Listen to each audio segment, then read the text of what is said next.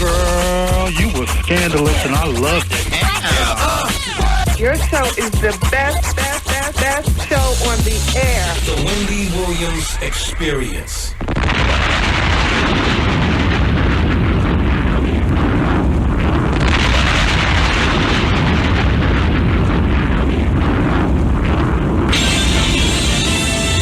And now we're pleased to bring you our feature presentation.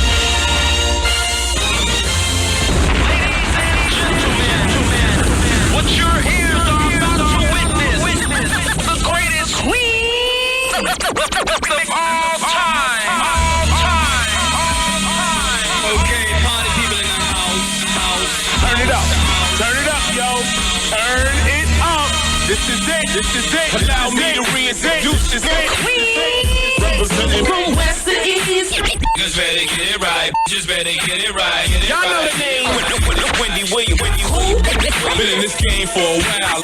I hate to brag, but Ain't nobody It is phenomenal. like the queen. Right here.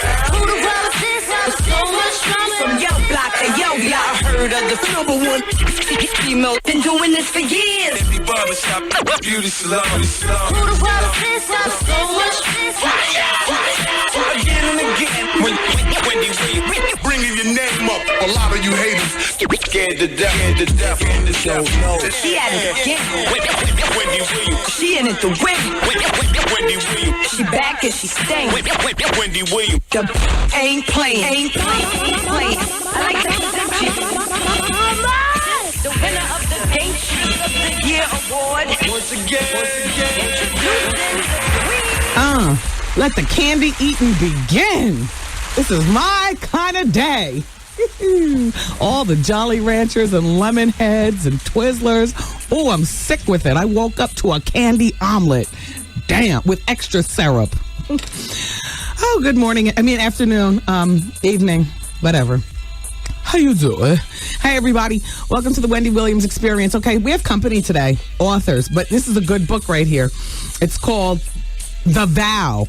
It's about these three women who get together at one of their sorority sisters' New Year's Eve wedding, and they decide to make this vow that within 1 year, each of the three will be married themselves. So, and then the plot thickens. So it's called The Vow. And so the three ladies who authored this book will be coming in today for the Hour of Truth.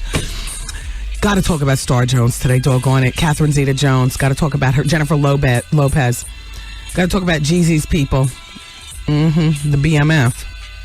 Game was arrested for stupidity and nonsense. Emerald Lagassi. Got to talk about him. And there's more to the story of Cheryl Swoops coming out of the closet. I love to talk about her. And I would love to talk to you, my friends. 866-GET-WENDY. That's the telephone number. And the fax machine is always open and full of paper. It's actually working today. 866-WENDY-FAX. So keep it where you got it. I am here to delight and entertain you. And welcome, everyone, to the Wendy Williams Experience.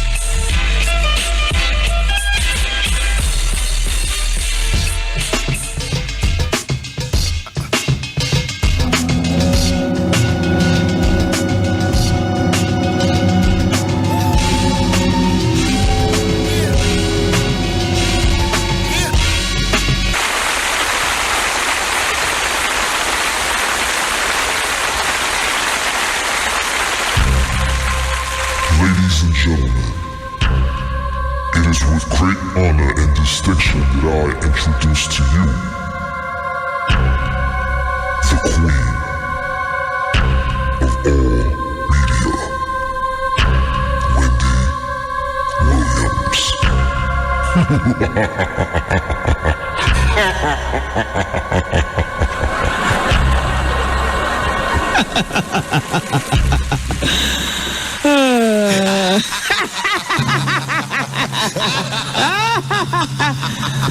I don't want to hear Thriller today, Goose.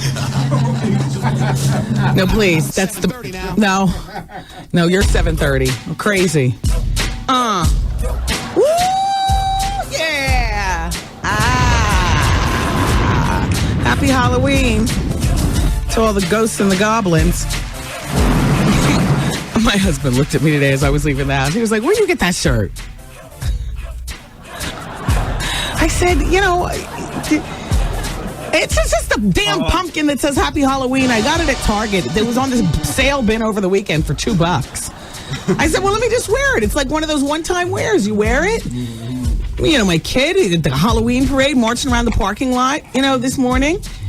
Tonight, I'll be home too late to actually take him out trick-or-treating, but I damn sure will be there with a can of mace and a shotgun stuffed in the back of my pants, answering the door for the trick-or-treaters. Because this is the perfect day for a home damn invasion. And I'll be damned if my household gets caught off guard. Pull the blinds and keep the lights off. Nobody do nothing until, we get home.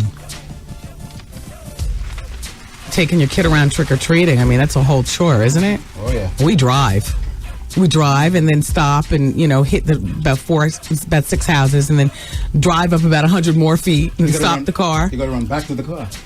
Yeah, well, laziness, and also just, it's better when you drive.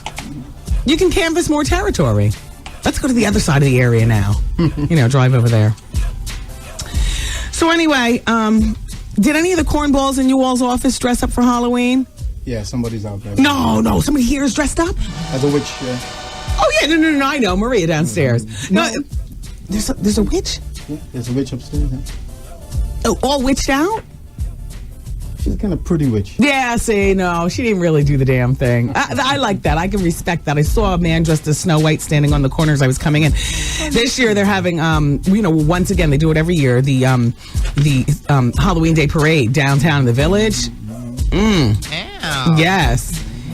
The Halloween Day Parade to me is code word for a gay pride parade all over again, and I love it. How you doing? Shout out to all the children, all the men who have always wanted to be a woman anyway, or this is their day to really embrace that, Hey, you guys, you guys got a couple of buddies who always show up in the cheerleader outfits with their cantaloupes and their, and little eye makeup and stuff. Look twice. He's embracing his secret longing desire. Anyway. Oh, you know what? In the medical minute, which, I give you guys information during advice hour, but I never really title it anything. So anyway, I'm giving it a name.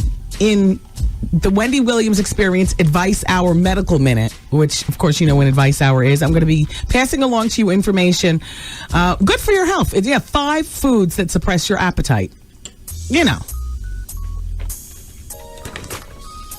I'll pass that along to you. So I'm working on something regarding Star Jones. I can't tell you guys yet, but I'll let you know when it comes to fruition. You'll be the first ones to know. In the meantime, do you read Radar Magazine? I read it for you this month. Actually, Art reads it. And actually, they sent me a free copy, and I was reading through it out. It's actually not a bad magazine at all. So the title of the article is How Much Does It Cost to Book Particular Celebrities to Do Stuff? So Star's agent got a telephone call from somebody posing as somebody who wants to book Star Jones for something. So it starts out, how you doing today? And the guy says, hi, this is David, so-and-so calling for Star Jones. I want her to make an appearance at the Short Hills Country Club in New Jersey. Her appearance fee is $25,000. She also needs a car from New York. This is just for a meet and greet, right? No, it's our annual Bring in the Fall Gala, and we'd like her to give a speech about why fall is the best season. Last year, Leonard Nimoy from Star Trek did it, and the speech was 25 minutes. So Star's agent says, on that, well, if you're willing to write it, you can make it as long as you need. And so then Radar Magazine says, would she dine with the guests? And so the agent says, I don't know if she's going to sit through a whole dinner. So Radar Magazine says, well, how much would it cost for Star to sit through the entire dinner? And the agent says, well, she could come for cocktails and dine backstage and then come out for the speech, okay? And so then Radar says, let's see if we can get her to do the speech before dinner. And so the agent says, okay, that's even better. Anyway, here's where the deal goes up. They say to her, would she come along? Would she come alone, or does everyone from The View come with her? And so her agent says no. And so Radar Magazine says, now there's a casino theme. Would it cost us more for her to be a guest dealer? So the agent says, yeah, well, now we're talking $35,000. Would she dance? And then her agent says no, but she might if you put it in the contract. So Radar Magazine says, so dancing costs more. Anyway, so they get back and forth, and then they ask about, would she dance with her husband? She might. But what if she's not with her husband? She might just come along with her assistant. Would she dance with her assistant? No. Alone? Look, I'd have to ask her that question. What if we just add another $10,000 to it? So now we're up to $45,000, everybody. They go back and forth, blah, blah, blah, blah. They finally get it up to $50,000, and that includes Al. Listen to this. All right, you got me. I'll make it real easy. For $50,000 even, Star will give a 30-minute speech, have dinner with the guest, bring her husband Al, dance, and participate as a celebrity dealer in the casino.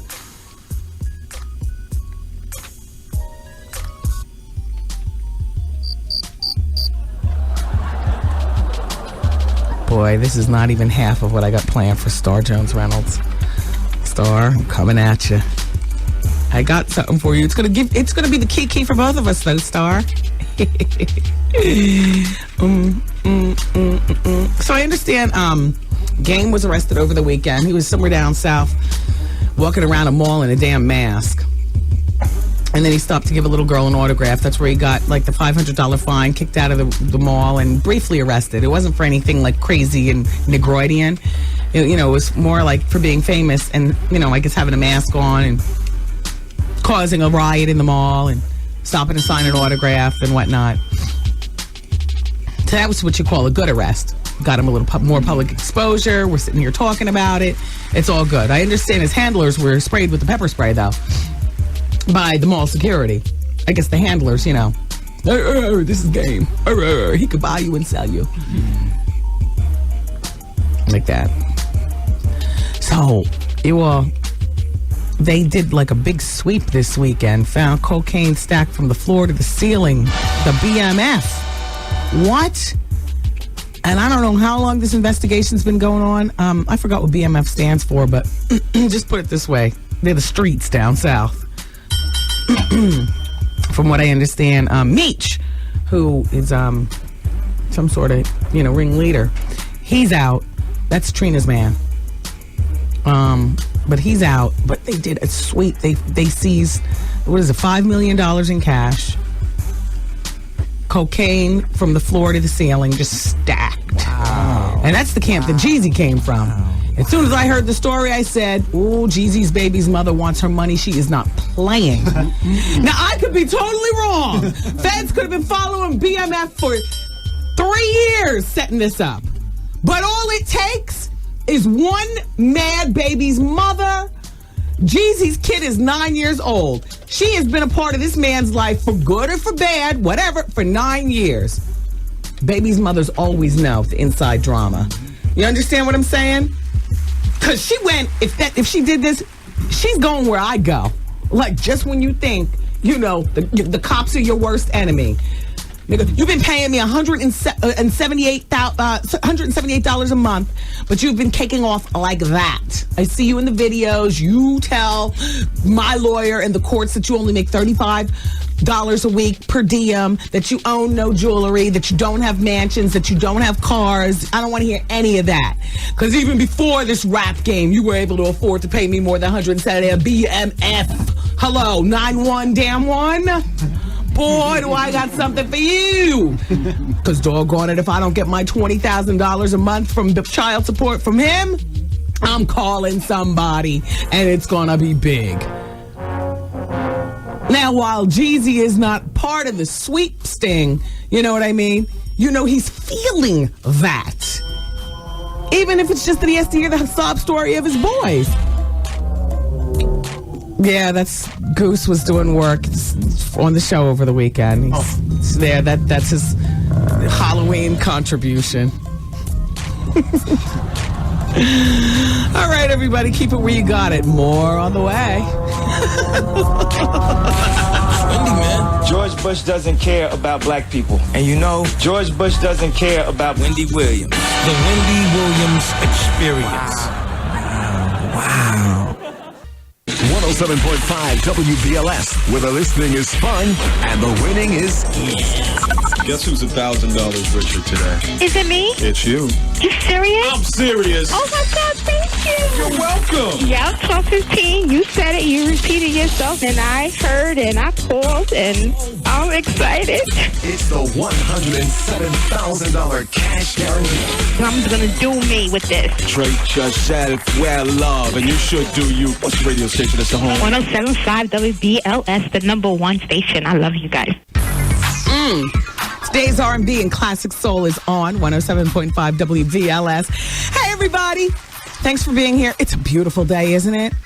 I mean, there's nothing worse that ruins a Halloween costume than having to put some big, stupid snorkel over it, you know, because it's freezing. Everybody switched their clock. Yeah. I like this time of year. I don't know why. I just do. Anyway, listen, tomorrow is Tuesday, November 1st, and I want you to know that the Minority Athletics Network will be hosting their 14th annual MAN benefit dinner. Minority Athletics Network, MAN. All right, they're hosting their dinner, which is entitled Breaking Barriers, honoring New York Giants running back. Oh, and he's fine too, Tiki Barber. Yeah. It's going to be at the Mayfair Farms. You know where that is? This is tomorrow. It's on 481 Eagle Rock Avenue in West Orange, New Jersey. And the proceeds of this MAN dinner, honoration, benefit, their programs that assist young people pursuing excellence. So for more information, I'm going to give you the ticket information for tomorrow. Your chance to see Tiki Barber get honored. 973-242-0302. Shout out to Tiki Barber. My son left your jersey at the car wash this week, and I was so mad. I got it at Kohl's on sale. And just 2 weeks ago. He's talking about it's hot. Then forgot it. This hour of the Wendy Williams Show is brought to you by SWR. And what does SWR stand for? I have no idea. Oh, okay. Well, thank you, SWR. Let's talk about LA weight loss. 1-800-448-TRIM. 1-800-448-TRIM. Well, you know what? I can tell you this honestly about weight loss. You lose the weight, but the sound of the cow will forever run through my mind. I don't know about you. You know, we try to cover it up by saying, yeah, you know, we lost weight. We're all right. We're all right. But not that much has changed between my ears, you know? There's some people who, when they lose weight, if they're completely honest with you, they'll say every day's a struggle. I still feel fat. I still, you know, even though the outside has changed, the inside is still very much the same. I'm still, you know, the fat girl from, you know, Wayside. And, you know, it's still unbelievable to me. I look in the mirror, I see that I've lost weight. And somehow I understand that it's me physically standing there, but I don't connect that with who I am inside. Inside, I will always be the fat girl, always. And don't cry for me, Argentina. It serves me well. It serves me well because I think somehow, because I have to turn my lemons into lemonade, I think that if I really believed that I've conquered, you know, my weight, then I would eat like crazy. You get complacent. Yes, and complacency is not good. So therefore, I am still the fat girl, although LA weight loss has helped me lose the 17 pounds, the final crucial 17 pounds that I needed to lose. The kind of 17 pounds that, you know, has you looking nice in an evening gown, and you know, that teaspoon of fat when you put your hair back, you know, you don't have like the double chin going on, you know, just a whole bunch of stuff. Little waist, 17 pounds has worked for me underneath my bra strap and stuff like that. You know, thank you, LA weight loss. You can lose weight too, and it's not difficult, and they're not expensive. 1-800-448-TRIM. I know you think, oh, big fancy schpants diet, you know, they've been around since the 80s, you know, they probably hiked their prices up to ridiculous amounts. They haven't gone bankrupt like, you know, the other diets or the other diet. They you know, they're good. They must be expensive. Wendy talks about them like that. No, they're not. 1-800-448-TRIM. Find out about LA weight loss. Find out what you need to know. You might look at it as it's too late now to do anything, but January 1st is right around the corner. You know, you got to plot and plan on the new year. You got to plot and plan. Dear Wendy, I'm a frequent listener to your show. I started reading your autobiography, Wendy's Got the Heat, which is a very interesting book. Just starting chapter 7, and I have to say, The more I continue to read the book, the more things don't add up. You said you never dated anyone who knew of your habit, but previously you mentioned that your boyfriend in college showed you how to cook and occasionally cooked it for you. Also, you said that when you started working at a radio station, when you moved to New York, you were off to a good start because you had no college loans, no car loans. You made it seem like you had no real debt. Then later on in the book, you started dating this rapper who you talked about. You rented a car for him and he messed up your credit. Yada, yada, yada. Don't get me wrong. I love you. I just, need these things cleared up. Okay. Well, very easily cleared up. First of all, when you just get out of college, if you don't owe on any loans and if you don't owe on a car, then as far as I'm concerned, you have no real debt. That little $700 that I owed to Sears because I jacked up a credit card and the $500 that I owed to Lord & Taylor's, they seemed like big debt back then, but it's no debt. Yeah, I never did pay it. And so even though there were minuscule amounts of money, yeah, they did, send me the credit cards after that with the 23% interest rates. And it did seem big. But yeah, when I started working in New York, I had no real debt. My parents put my car out for me for my graduation present, and I didn't have any college loans. So yeah, I had no real debt. All my money was for me. I was easily able to pay back, Sears and Lord & Taylor's, and have money left over to get my Coke. Well, it was what it was. And at $30 a gram, even that wasn't taking me out. You remember back in the day, Goose, you could have a big old habit, and as long as you kept it to yourself, weren't buying for the whole neighborhood, you still had money to go shopping. You was coked out too? I'm trying to pull it out of him slowly but surely. Don't pull it out of him like that. I go to him to co-sign, and I watch his body language in his eyes. He won't admit it, but, Goose and I, we are peer groups, kind of, sort of, in the same generational situation. And then, being that he comes from the DJ and the club perspective, he was up to something. He won't admit it, though, but I'd like to talk to him. I like to see how much head nod he does. He does a lot of head nod when I'm talking about a federation, right? Yep. Mm-hmm. Let me see. A lot of gum chewing. Exactly. A lot of gum chewing. That's to stop that camel jaw. That's okay, Goose. I have a friend who used to do it back in the day. Every time you mention it, her bowels get loose. Yeah. Shout out to some of you all out there. Remember when you get that phone call saying, I'm on my way over. And then all of a sudden you have to run to the bathroom and do a number 2? I have a friend who still gets that feeling. It's just the mention of a story from back in the day. Anyway, where was I going with this? Oh, and the boyfriend in college. Yeah. Back in college, that was like, a dip, dabble, whatever. It wasn't really problematic. He was a little fly guy. He went to BU. He was a little Kappa, had a little car, and, had a little coke. Yeah, and I watched him do it. And when I mentioned people didn't know of my problem, I'm saying, first of all, back then I didn't have the problem. Let me see, what else does she say? Then you mentioned that, oh yeah, the rapper, yeah, because the rapper had the car for so long. That was like a $1,200 or something like that car rental. You know what I'm saying? Of which it didn't exactly mess up my credit, but at the time, I think it did go over my my limit because I already had my own charges on there. You know what I'm saying? And at this point, the Hertz people or whoever was renting the car, they already had like the mental LoJack in their minds. The cops are looking for the car, and nobody's getting in contact with me. Meaning, the Wankster boyfriend. And no, it wasn't Shock G. She says it wasn't Shock G. What else does she say? That's it. She says, don't get it twisted. I'm a big fan of yours, but let's keep it real. A lot of people in the industry you came across and radio personalities has some sort of idea that you were high. Of course they did. Emma. But I repeat, I was never one to slump over a mirror in mixed company. That wasn't me. I was so obvious with mine. You had to. Trev Hollywood's the only one who seemed oblivious to the whole thing. You and Skeletor. That's why I liked having you all around, all stupid and young and thirsty. Yeah, I wonder why you kept me around for so long. Stupid, young, and thirsty. All I need you to do is guard the door. Tell me when somebody's coming up the hall and get me some paper towels. I'm sweating. No, I got my period. I had these young boys thinking that I had my period 25 days out of the month. Because what man, Shaylin, is going to dispute the, they know nothing about period. All they say is ill. Now it all makes sense. Well, exactly. But it didn't back then. You guys were perfect pawns, you and Dopator. Perfect. Let's go to the telephone and talk to people. Hello, hi. Happy Halloween. Hello? Hi, it's Wendy. No, it's not. Yeah, sure. How you doing? Hi. All right, turn your radio down, though. Well, hold on. Yeah, because we're going to start getting confused here.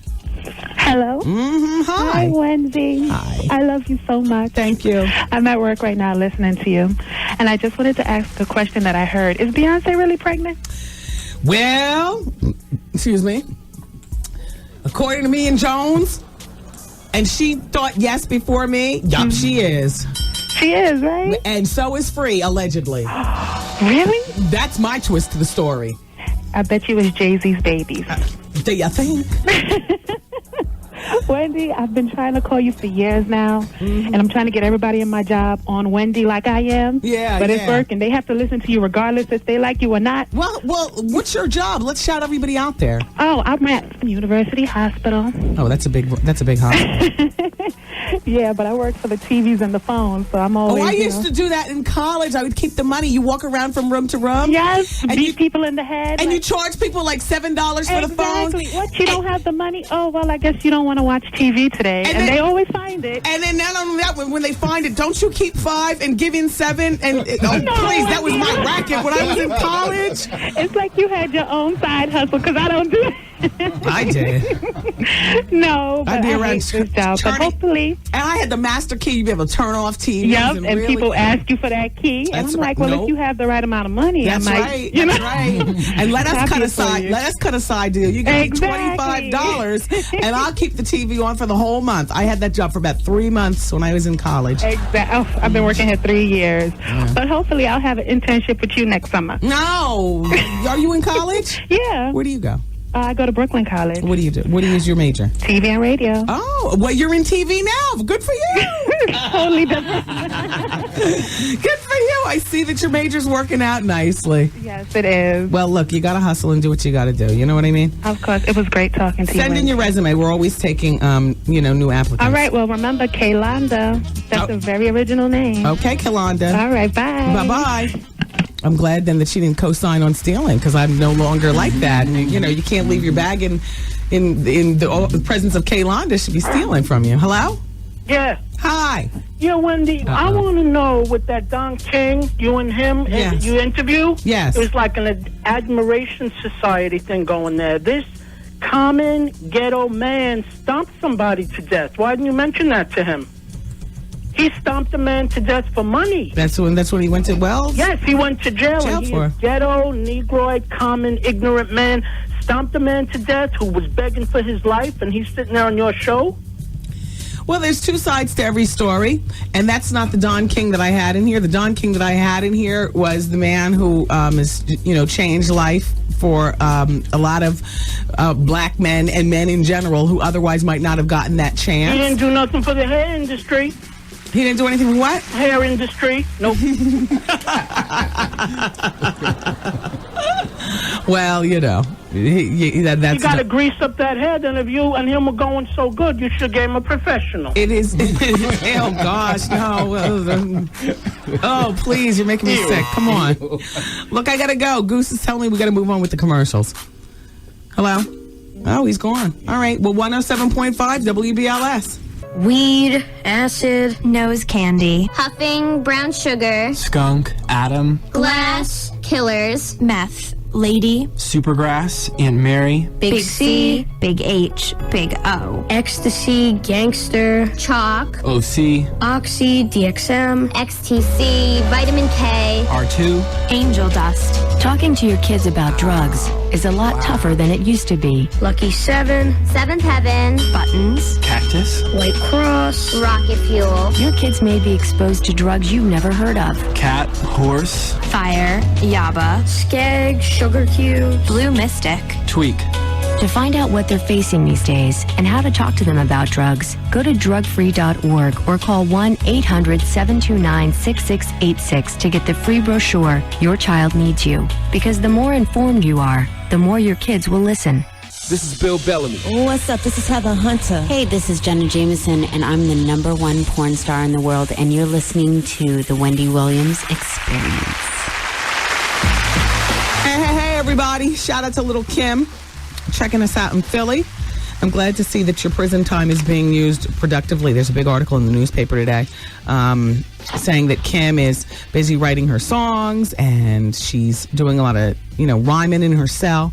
One of the inmates who was released a week ago after being there for 6 years says, this particular inmate says, she's writing a lot of music in there. She spends a lot of time in her cell by herself, just writing. Whenever they pass her cell, they say she appears to be in a world of her own, furiously scribbling down lyrics, smiling and tapping out beats. They say she's always happy and she's always singing.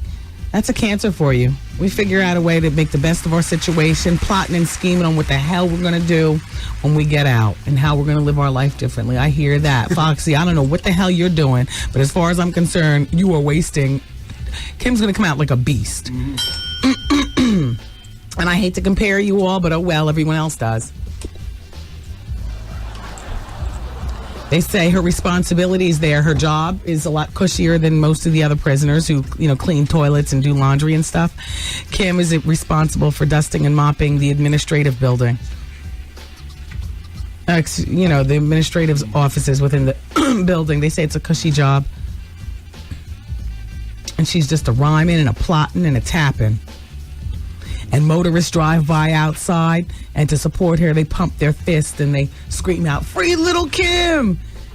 She can hear that, and that puts a little smile to her face. She doesn't have a cellmate yet, but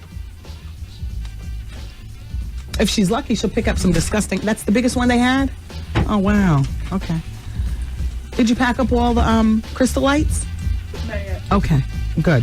Hold off on them. I'm going to come. Are those contacts? They look nice. They look natural. Thank you. Yeah.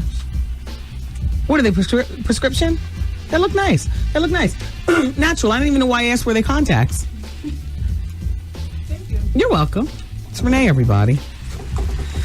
Well, R. Kelly is not finished with this Trapped in the Closet miniseries. They say that the first 12 installments are going to be available tomorrow on DVD, if you care at all. I have to tell you something. My feelings about R. Kelly, the man, are like infesting my feelings now about his music. And I so thought that wouldn't happen. Like, I'm not a huge fan of the new song that he has out. Yeah, I mean, And I have a feeling... What is this, the Halloween? I'm mute. And I have a feeling that if he wasn't, dealing with young girls, allegedly, then I would be able to like this song. But the hate that I had for his alleged actions has now filtered over to the music. I don't even listen to him the same way anymore. Like, I don't want to hear any new music. He's tainted. Yeah, he's tainted. Totally tainted. I don't want to hear new music. I want to see him in jail and getting help. And in jail. I know what they say, jail doesn't help people, but gotta put him someplace. Speaking of jail and whatnot, the Shootout Ranch that Jason Williams, the former NBA player, owns is finally sold. It's in the newspaper today too. Sold it to some very wealthy person for about $8 million. The guy's going to have to do some patching, them bullet holes in the walls and whatnot. But okay, so they already have a house, he and his wife. They have 2 daughters. They already have a house in one of the Carolinas and in Hilton Head in South Carolina. And they have, a place, here in New York. So no word on where they're actually going to live. Hopefully not in your neighborhood, right? Hopefully not in your neighborhood. You don't need that kind of drama. But what else is going on? Well, I got to tell you something. Emerald Lagassi has not gone to New Orleans. Is it time for the break to be over? No, you've got about 2 minutes. Oh, Emerald Lagassi. He's one of the most famous people, out of New Orleans. He's got the BAM on the Food Network, and he's got his Emerald's, restaurant there, and there's one in Vegas, and, do you buy his garlic sauce for your chicken? I mean, for your spaghetti at home? Do you buy some of his products? I buy Emerald's products at the store. I like Sylvia's greens and hot sauce, and Frank's. I love Frank's hot sauce too. But I buy some of Emerald's stuff as well. He's wearing so many hats, he's never had time. He says he's too busy to get back to New Orleans. And so the people there are angry at him that he hasn't bothered to come back and get his restaurant reopened. I guess he said, that's a wash, no pun intended. I'm not opening. I wasn't that married to you people. Isn't that something? So he's taking his, they say he has a $200 million empire, $200 million a year. And the people that used to work there have officially been laid off. He has not come back there to cook a little something and feed people who are in desperate need. And mind you, when I do think New Orleans, I do think Emerald Lagasse. I just kind of naturally assumed he would have come back there and, helped out and stuff. Emerald's mouth waters like crazy when he leans over the pots to cook food, right? You know how my mouth gets when there's food around? I don't know how he talks and has his own cooking show. Oh, he's over it. You just, the spit just, bam! Oh. That's why he says bam. Yeah. It's his own spit. But the payroll is closed down. And he's out of there. Forget it.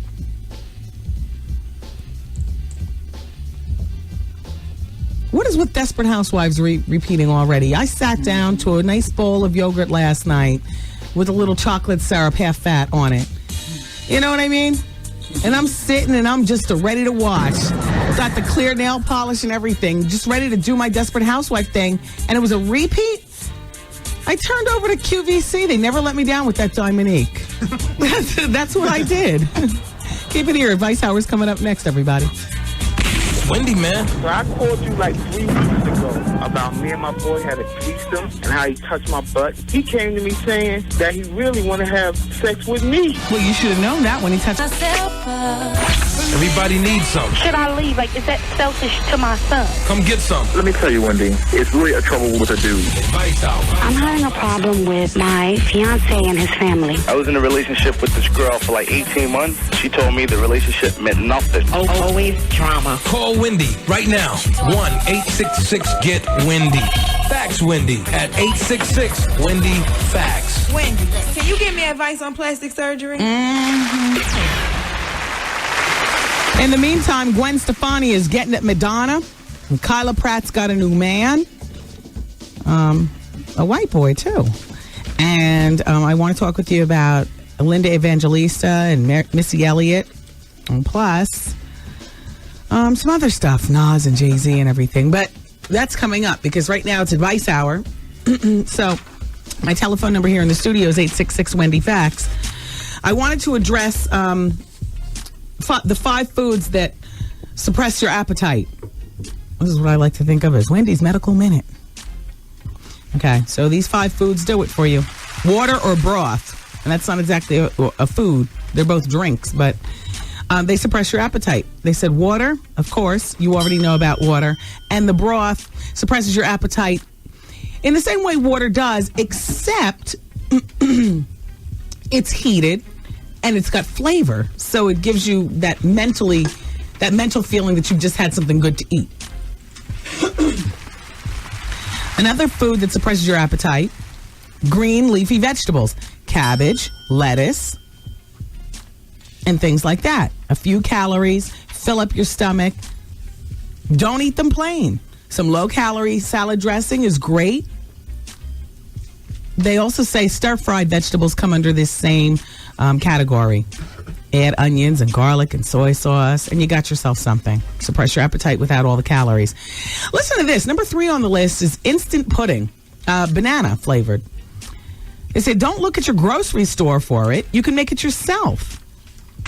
They say soy milk in the blender, soy powder, and some other stuff that I don't buy. Why not just buy the banana pudding? As a matter of fact, I don't like this idea of pudding suppressing your appetite because there's some hidden calories in it, and it's too much effort to make. I mean, if you're going to have to make something that suppresses your calories, then why not just go for the big steak dinner? That'll suppress your appetite. Anyway, but they do say instant banana pudding. They also say another appetite controller is pickles, because an entire jar of pickles, they say, has only 50 calories. Depending on the size, I mean, look at the caloric content. But pickles, I can see that. You know what I mean? They say try to avoid the ones where the sugar and the artificial food coloring added, but pickles do it for you. And the fifth thing, apples. Apples, just a few calories, just a few carbohydrates, but they will fill you up while you're waiting to get to your next meal. And plus, they're a great source of fiber. So those are the 5 foods that suppress your appetite. And that's Wendy's Medical Minute. There you go. All right, my friends, how can I help you out? Hello, you're on the radio. Hi, Wendy. Hi. I just wanted to know, where I can get my hair done for less than $1,700. You know, that $1,000 weave, the Beyonce weave. Well, we were talking about it the other day. Yeah, turn your radio down. Hold on. I don't know where to send you for a Beyonce style weave, considering a lot of the weave that you think Beyonce has in is actually one of those lace front wigs. Oh. You know what I mean? Mm-hmm. They might not say that because wigs are still associated with, the old lady in the fourth pew at church. But in actuality, a lot of these showgirls are wearing full-blown wigs, a whole lot more than you think that they are. Oh. And Beyonce is one of them. Is she pregnant? Okay, we're going to stick to what you're asking right now, though, okay? Because we addressed that a million times on the show already. And as far as the weave, the person that does my hair, I don't get weaves because weaves pull my hair out. Not his weaves, but weaves in general. It's too thin, it's too fine, it's too all of the above. But if your hair is able to take a weave, and you live in New York? No, New Jersey, but I can get to New Jersey. All right, check out Steve Lindsay.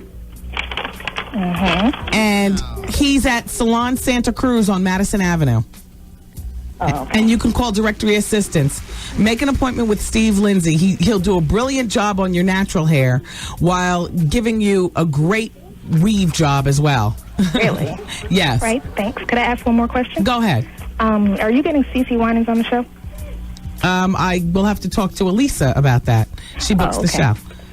All right. But thank you. Have a good day, Wendy. Bye-bye. Bye. I know she was after one of the Winans. I'm not exactly such a big family. I don't know which one. Hello? Hello? Hi, it's Advice Hour. Welcome to the show. Hi, how are you? I'm doing fine. I'm actually calling because I started a new job, and one of the people that I work with is a transsexual, and she has problems finding shoes and that sort of thing her size. And I listen to you all the time, and I thought that maybe you would have a good place for her to maybe go. Well, sure. Now, what size shoe does she wear? She's like a 13 or a 14. Well, gee. I'm going to give you a website. Okay. And you tell her to tuck this website in her bra and between her chicken cutlets and her skin. And it's called trannygear.com. Okay. TRANNIE. trannygear.com. Now, I'm going to tell you something. They've got those big club kid shoes, but for the office, they also have sensible shoes that are very ladylike as well. Their shoes at trannygear.com do go up to like size 14s and 15s. Perfect. And the heels start at like 3 inches and go all the way up to 8 inches. Awesome. And I have one more question. For like undergarments, sexy lingerie, and that type of stuff, where would be a good place for her to go for that? Same place? You know what? That's a thought. I never thought of that. I was never big into undergarments. I mean, when I was heavier and had a lot going on, I didn't like the confinement and being able to see the binding and the skin coming out. So I would just wear as is. I put on my panties and my bra and everything else. Oh well. I throw my dress on or my slacks, whatever I was wearing. I was never big into undergarments, but go to trannygear.com and I know that they have that type of stuff also. Okay, great. Thank you. You're welcome. Bye-bye. Have a good day. Bye. You too. Hello? Hello? Hi, you're on the radio. Yeah, yes, welcome to the radio. Turn your radio down, though, okay? All right. How you doing, Wendy? I'm doing fine. How can I help you today? All right. You was talking about, I guess, Free. Is that Jay-Z's baby or not? Yeah, but this is the Advice Hour, so I was really, making the call out for people who want advice. So you're on the radio. Hi. Hey, Wendy. Hey. Welcome to Advice Hour. Question. Okay. I used to date this kid a few months ago, like back in February, and he told me that he didn't want a relationship, and he just keep wanting to, mess around or whatever. Right. So I ended it. And I was just, and then this Friday I went to a Halloween party and I bumped into him again. And like, you know, we ended up like going home together or whatever. And should I just not mess with him because it's like I always put my feelings all into it, and I don't think he cares. Yeah, because you're too soft and pink to deal with somebody who's kind of hard and black. But he's not like he doesn't want. What other people tell me, like friends of his, like he really likes me, but like I don't know, like. He likes you. He likes you because it's always good to have a reserved girl on the side, or guy in your case on the side, who's innocent and untainted. Somebody who's going to be there regardless. Somebody who's not as jaded as the rest of the world, and that's you. And I wouldn't stay around and be his play toy. So you don't think it's a good idea? No, right? He already told you he doesn't want a relationship. Okay. Okay. Well, can I just say one thing? Go ahead. I love you so much. Well, thank you. Yeah, like a few weeks ago, I went to this party in Philly, and everybody there was, how you doing? And all we can talk about was you. Like, everything, like, we talked about, it has to do with you. We love you in Philly. That is so hot. Thank you so much. I love you for listening. Bye, Wendy. Well, have a good day. Bye-bye. You too. And how you doing? Hello. Hi, you're on the radio. Hello? Hi, it's Wendy Williams Experience. You're on the radio. How dare you? Hello? Hello? Hi, you're on the radio. Hi, Wendy. How you doing? I'm doing fine. How are you? I'm fine. I'm fine. Listen, I just have a question. Now, I know you're into hair and stuff, you know. And my question is, like, now, I'm one of those young ladies out in the street that try to keep the edges covered because they're, like, missing. Okay. All right. And I need to know, where can I go to... What can I do to try to fix that up?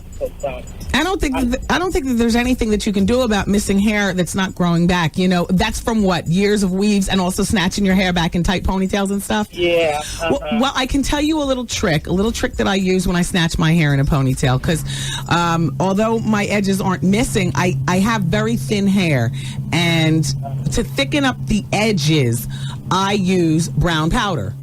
You get yourself regular brown eyeshadow with no shimmer in it. Okay. And a cheap brush, a substantial, with substantial bristles, and then you cut the bristles down so that they're a little bit stiffer. And then you take it and you put that powder and you blend, just like regular makeup. You blend. That is a trick that lots of women use to thicken up their edges. Right. But if you have no hair there, then don't do that, because then it'll look crazy. I know. I'm not trying to look wild. Yeah. If there was something that could be done about edges of hair, then Susan Taylor, isn't that her name, from Essence Magazine, wouldn't have the six head. Okay. I mean, and that's not to make a joke, but it is a joke. But it's serious. There are a lot of women out here who are follically challenged at the edges, and there's nothing you could do. Yeah. I see women walk around with their hair like that, and cover that up, because that's not cool. Yeah. Well, you know what? But maybe they're more right with it than you are. You got to respect their gangster, because I damn sure respect Susan Taylor's, because she got all that just on blast. You got to respect that. I mean, she's secure with it. Right. Okay. Okay. Well, thanks a lot. I appreciate it. All right, and you take care. Bye-bye. Thank you too. Bye-bye. Hello, hi, it's Wendy. It's a Vice Hour. Hey, Wendy, what's happening? Hey. Hey, Ma, I just gotta tell you, I got a celebrity sighting. I know it's a Vice Hour, but celebrity I seen was you. Oh, boy. It was you yesterday at the movie. And I the one that said, are you Wendy? And you was looking up, I think, at the duck sign for, you had your husband and little Kev with you. Yeah, we went to see Wallace and Gromit. Yeah, man. Let me tell you a class act, man. God bless you. Like I said before, I was taking my aunt. She just got out the hospital. She wanted to go see Saw. Oh. So, you're a class act, man. Well, thank you. Thank you very much. And thank you for letting us have our family day. Yes, exactly. I did not want to intrude on that day. I respect that to the fullest. I appreciate that. Thank you, sir. All right, man. God bless. Bye-bye. A note was just rushed in here by one of our interns, Arabia, from the desk of Elisa Payne, who books the show. And she says CeCe Winans will be coming on the show the next time she comes to New York. And I will let you know that that's what they all say. Next time that's the silent blow off, because Elisa is so sweet and so nice. The person she's calling about, though, unfortunately tends to be, the worst nightmare for a lot of celebrities. So they don't know how to, Elisa, we're not trying to. Okay, Elisa, we'll see you the next time we come to New York. Ha ha ha. All right, you all. Do I have time to take other phone calls? Yeah, you can take one more. Okay. Hello, hi, it's Wendy. You're on the radio. Wendy, I don't want to be on air. I just need some advice. Yeah, but this is where I do it. Okay. My son is 8. Mm-hmm. And his father was married to a female. And she abused my son. And he calls every now and then, but she did some real nasty things to my son. And I'm wondering, should I just ask him to, should I tell him to stop calling, or, for right now until my son gets the right age, to where he I don't understand. Your baby's father was married to a woman who abused your son? Yeah. In what way? Like, she would make him do PT. What is that? It's like when you're in the military and you do I don't know. Training, like exercise. Okay. What's terrible about that? While he was doing it, she put underwear in his face, dirty underwear in his face. Well, did he not wipe himself thoroughly, and so now it wasn't there's feces his in underwear. Whose underwear was it? Hers? His little sister. Okay, so she mentally abused him, basically. Right. And your husband, your baby's father's no longer married to her? No, he isn't. So then she doesn't have anything to do with your son's life anymore. Right. But I'm just saying, is it okay for him to see his father? Yeah, but I'd be very skeptical about him seeing his father around other people. Now, the father is also one that let this abuse go on. Right. How long has it been since she's been divorced from him? Not even a month. Oh, well, please. I mean, Christmas is coming. He can come over and you'll be standing right there watching every interaction. It's got to be some time, and I don't know what the correct amount of time would be, but I wouldn't leave him alone with the son just because by him staying married to a woman with poor judgment shows poor judgment on his part. And it would be before hell freezes over that I would allow him to use his judgment to have one of his broads around my son. Right. Thank you. Bye-bye. Okay. Thank you. Wendy, man. So, Whitney, is there drug use at this present time? Who are you talking to? To you, Whitney. You. No, you're not talking to me. I'm a mother. Only my mother has privy to that information.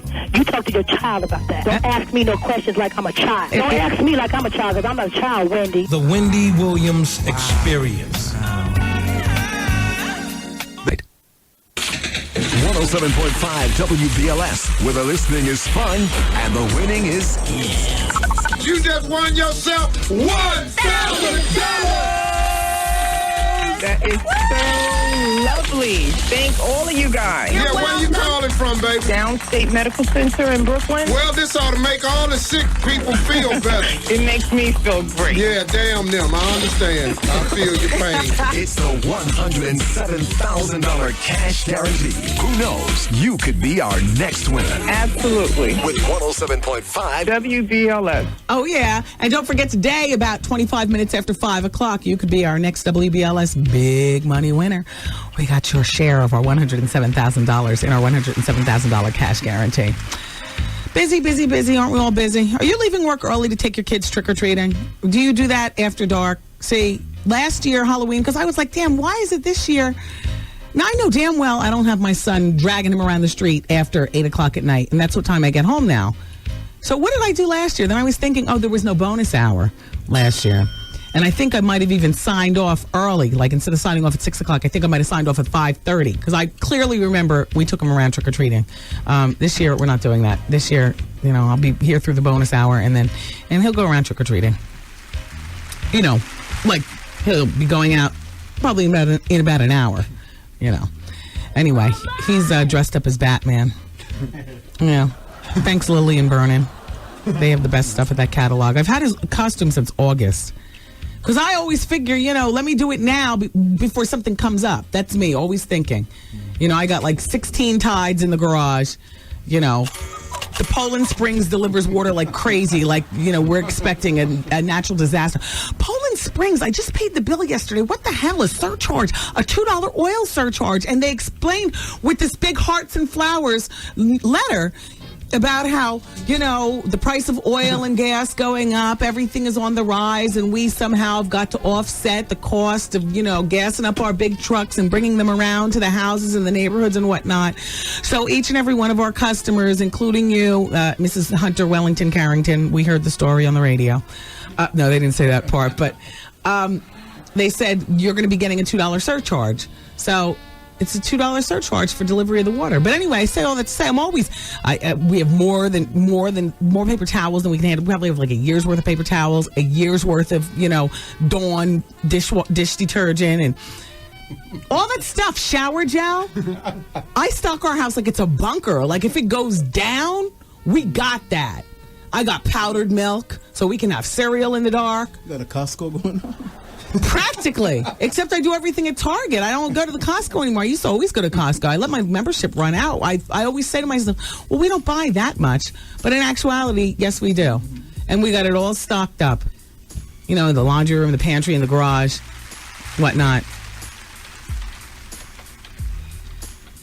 So I say all that to say I've had his costume since August. Because what if something came up? What if I had to be hospitalized? Why should he have to suffer? I mean, I hate to say that my mind is always on the doom and gloom, but I think about the doom and gloom. You watch who you answer the doorbell tonight, too, because that could be the killer. Everybody lay down. Don't nobody move. Don't nobody get hurt. Hell no, I'm not trick-or-damn-treating. This is a stick up. Turn off the front lights now. Close all the blinds so we don't get any more, ding-dongs, ding-dongs. Now load everything up in the bag. In the pillowcase, like the old school style, So, watch it. I mean, Halloween is beyond razor blades and apples. Oh, yeah. I got pelted last night. Pelted? Oh, Mischief Night was last night. Wow. Oh, me and my brother used to love Mischief Night. I had to drive straight to the car wash. Really? Would they pelt you with eggs? Something nasty. Eggs and something. My brother would be good for a bag of crap. That's okay. They made an Emerald Lagassi. Yeah. One of those Emerald Lagassi meatloafs and throw that at you. Mm-hmm. Yeah, we used to love Mischief Night. Be out toilet paper in people's trees and whatnot, all that stuff. I got my bunker waste from my mother. She'd have all the toilet paper lined up too, which was perfect for Mischief Night. You take, loads and loads of it out. Oh, it's advice hour. Let's go to the telephone. It's 866-GET-WENDY. Why not? Hello? Hello? Hello? Hello? Hey. Hello? Hello? Hi. Hi. How you doing? It's Wendy. Kanye West after party, by the way, on Wednesday night at the Roxy. I'm going to be hosting that. Yeah, what's going on? Hey. Hello? Hi, it's Wendy. It's advice hour, too. Hi. I was calling regarding the lady who was looking for something to fix her edges. No, it's not. It's a Club Deep on Wednesday. Joan's party's on Friday at the Roxy. I'm hosting that, too. Hey, John. Hey, girl. I see you Friday. They try to keep us divided, but we're sisters in the name of radio and whatnot. We'll drink on Friday and get our drink on. Hello? Yes, about the edges, yes. Hi. Yes, hello? I'm calling to get some advice on my hair. I know you do clip-ins and all, but this is my first weave, and I wanted to know if you could recommend a place where I can go and get a nice quality job with quality hair. I see so many weaves that look terrible. Yeah, okay, well, Steve Lindsay at Salon Santa Cruz. Salon Santa Cruz? Yeah, that is actually where I go. That's my hair salon. Oh, okay. And a woman named Santa Cruz owns it. And it's Santa? Yes. Santa Cruz. And it's on Madison Avenue, a very well-appointed walk-up. It's not ghetto in the least. Okay. And Steve is the weaveologist, Steve Lindsay. All right. And he's going to ask you to please get quality hair. He's going to send you to Beverly Lugo over at Lugo's. Okay. Now, what about Remy hair? Have you heard of that? Remy hair? Yes. No, I don't know. What is that? I heard Gabrielle Union mentioned it in an article that she did an interview. Get a quality phone. Yeah, this is before you get that quality weave, that's a good suggestion. Don't forget the quality phone. I gotta go. Bye. Hey, I don't know what Remy hair is. I would have loved to talk to her more. Does anybody know what that is, that Remy hair? Hello, hi, it's Wendy. Hey, what up, Wendy? Hey. How you doing? Good. Wendy, what you think about the Jay-Z concert? I don't mean to interrupt, nice hour. Yeah, you want to know what? Actually, this is the deal. I did not see, Nicole just came in and passed me a note that said Kanye West parties at Club Deep. That's what I said. I went to on Wednesday night. I went to the Jay-Z concert on Thursday. Okay, yeah, because I was in Philly for Fridays, and actually, I didn't see anybody go on, but I got a note from somebody I wanted to read later. Tell me all about it. The concert was whack. It was just whack. I mean, the hype that they made for it was not. It didn't stand up to the hype. It was just whack. I mean, Tierra Marie was on there. She was whack. Chris Brown, he was all right. Beanie Siegel is with The Rock. Freeway is with The Rock. How did they perform? Say it again? How did they perform? They did their thing. Puffy was crazy. Puffy was like a rocker on the stage. Wow. The only thing I didn't like about it is they did the Benjamins, and they didn't give Kim her props. They didn't put, they cut Kim's part out. Oh. Well, that's the best part. You want to bumble with the bee, huh? Exactly. Every girl in the club, you could see every girl's lips moving. I know. It was a lot of groupies there. Oh, okay. Straight hookers. They was all out there. Yeah. Well. Nas came out at the end. So Nas is with The Rock. How was Jay-Z? Jay was actually cool. Jay gave everybody love. I mean, I actually enjoyed Jay's performance. Everybody else was like, eh. But Jay's performance was off the hook. The concert started late. See, we were supposed to start at 8 o'clock, but we started like 9:45. Very Negroidian. Very Negroidian. And then the after party was at BB King's, which we couldn't get in because the line was like crazy. You going to see Kanye West on Wednesday? No, the Kanye West was at the concert too, and he performed, which was cool. It was all right, but... I mean, he tore it up. Gold Digger's #1 for 8 weeks in a row on the Billboard charts. I know. Kanye West he's phenomenal, at what he do. And every time that song comes on, I listen to the whole song, and I never change or say, oh, I'm sick of it. Not even yet. I still, snap my neck. I'm knowing the words more and more. You know what I mean? My son can sing along. I got to change or turn it down or whatever. Right. I dig that. I heard, samples of his whole album, and he got a nice album. Yeah. It's a nice album. It's cool. Yeah. So tell me, what's going on with Dons and Divas?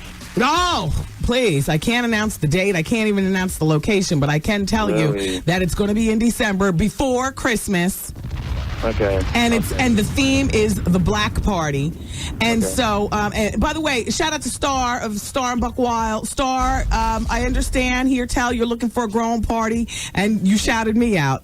My sister's a big fan. She listens in Miami, so she calls me up every time Star mentions, Star just talked about you. He was talking about Dons and Divas, but he thinks you're throwing it in New York. In Newark. Send him an email, Wendy, because I'm going to be there, and I'd like to meet him. I'm addicted. Yeah, she says. She's in Miami.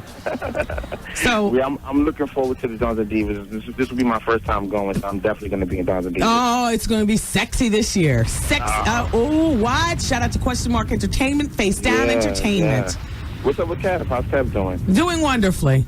That's good. How's the whole father situation? Well, it is what it is. That's cool.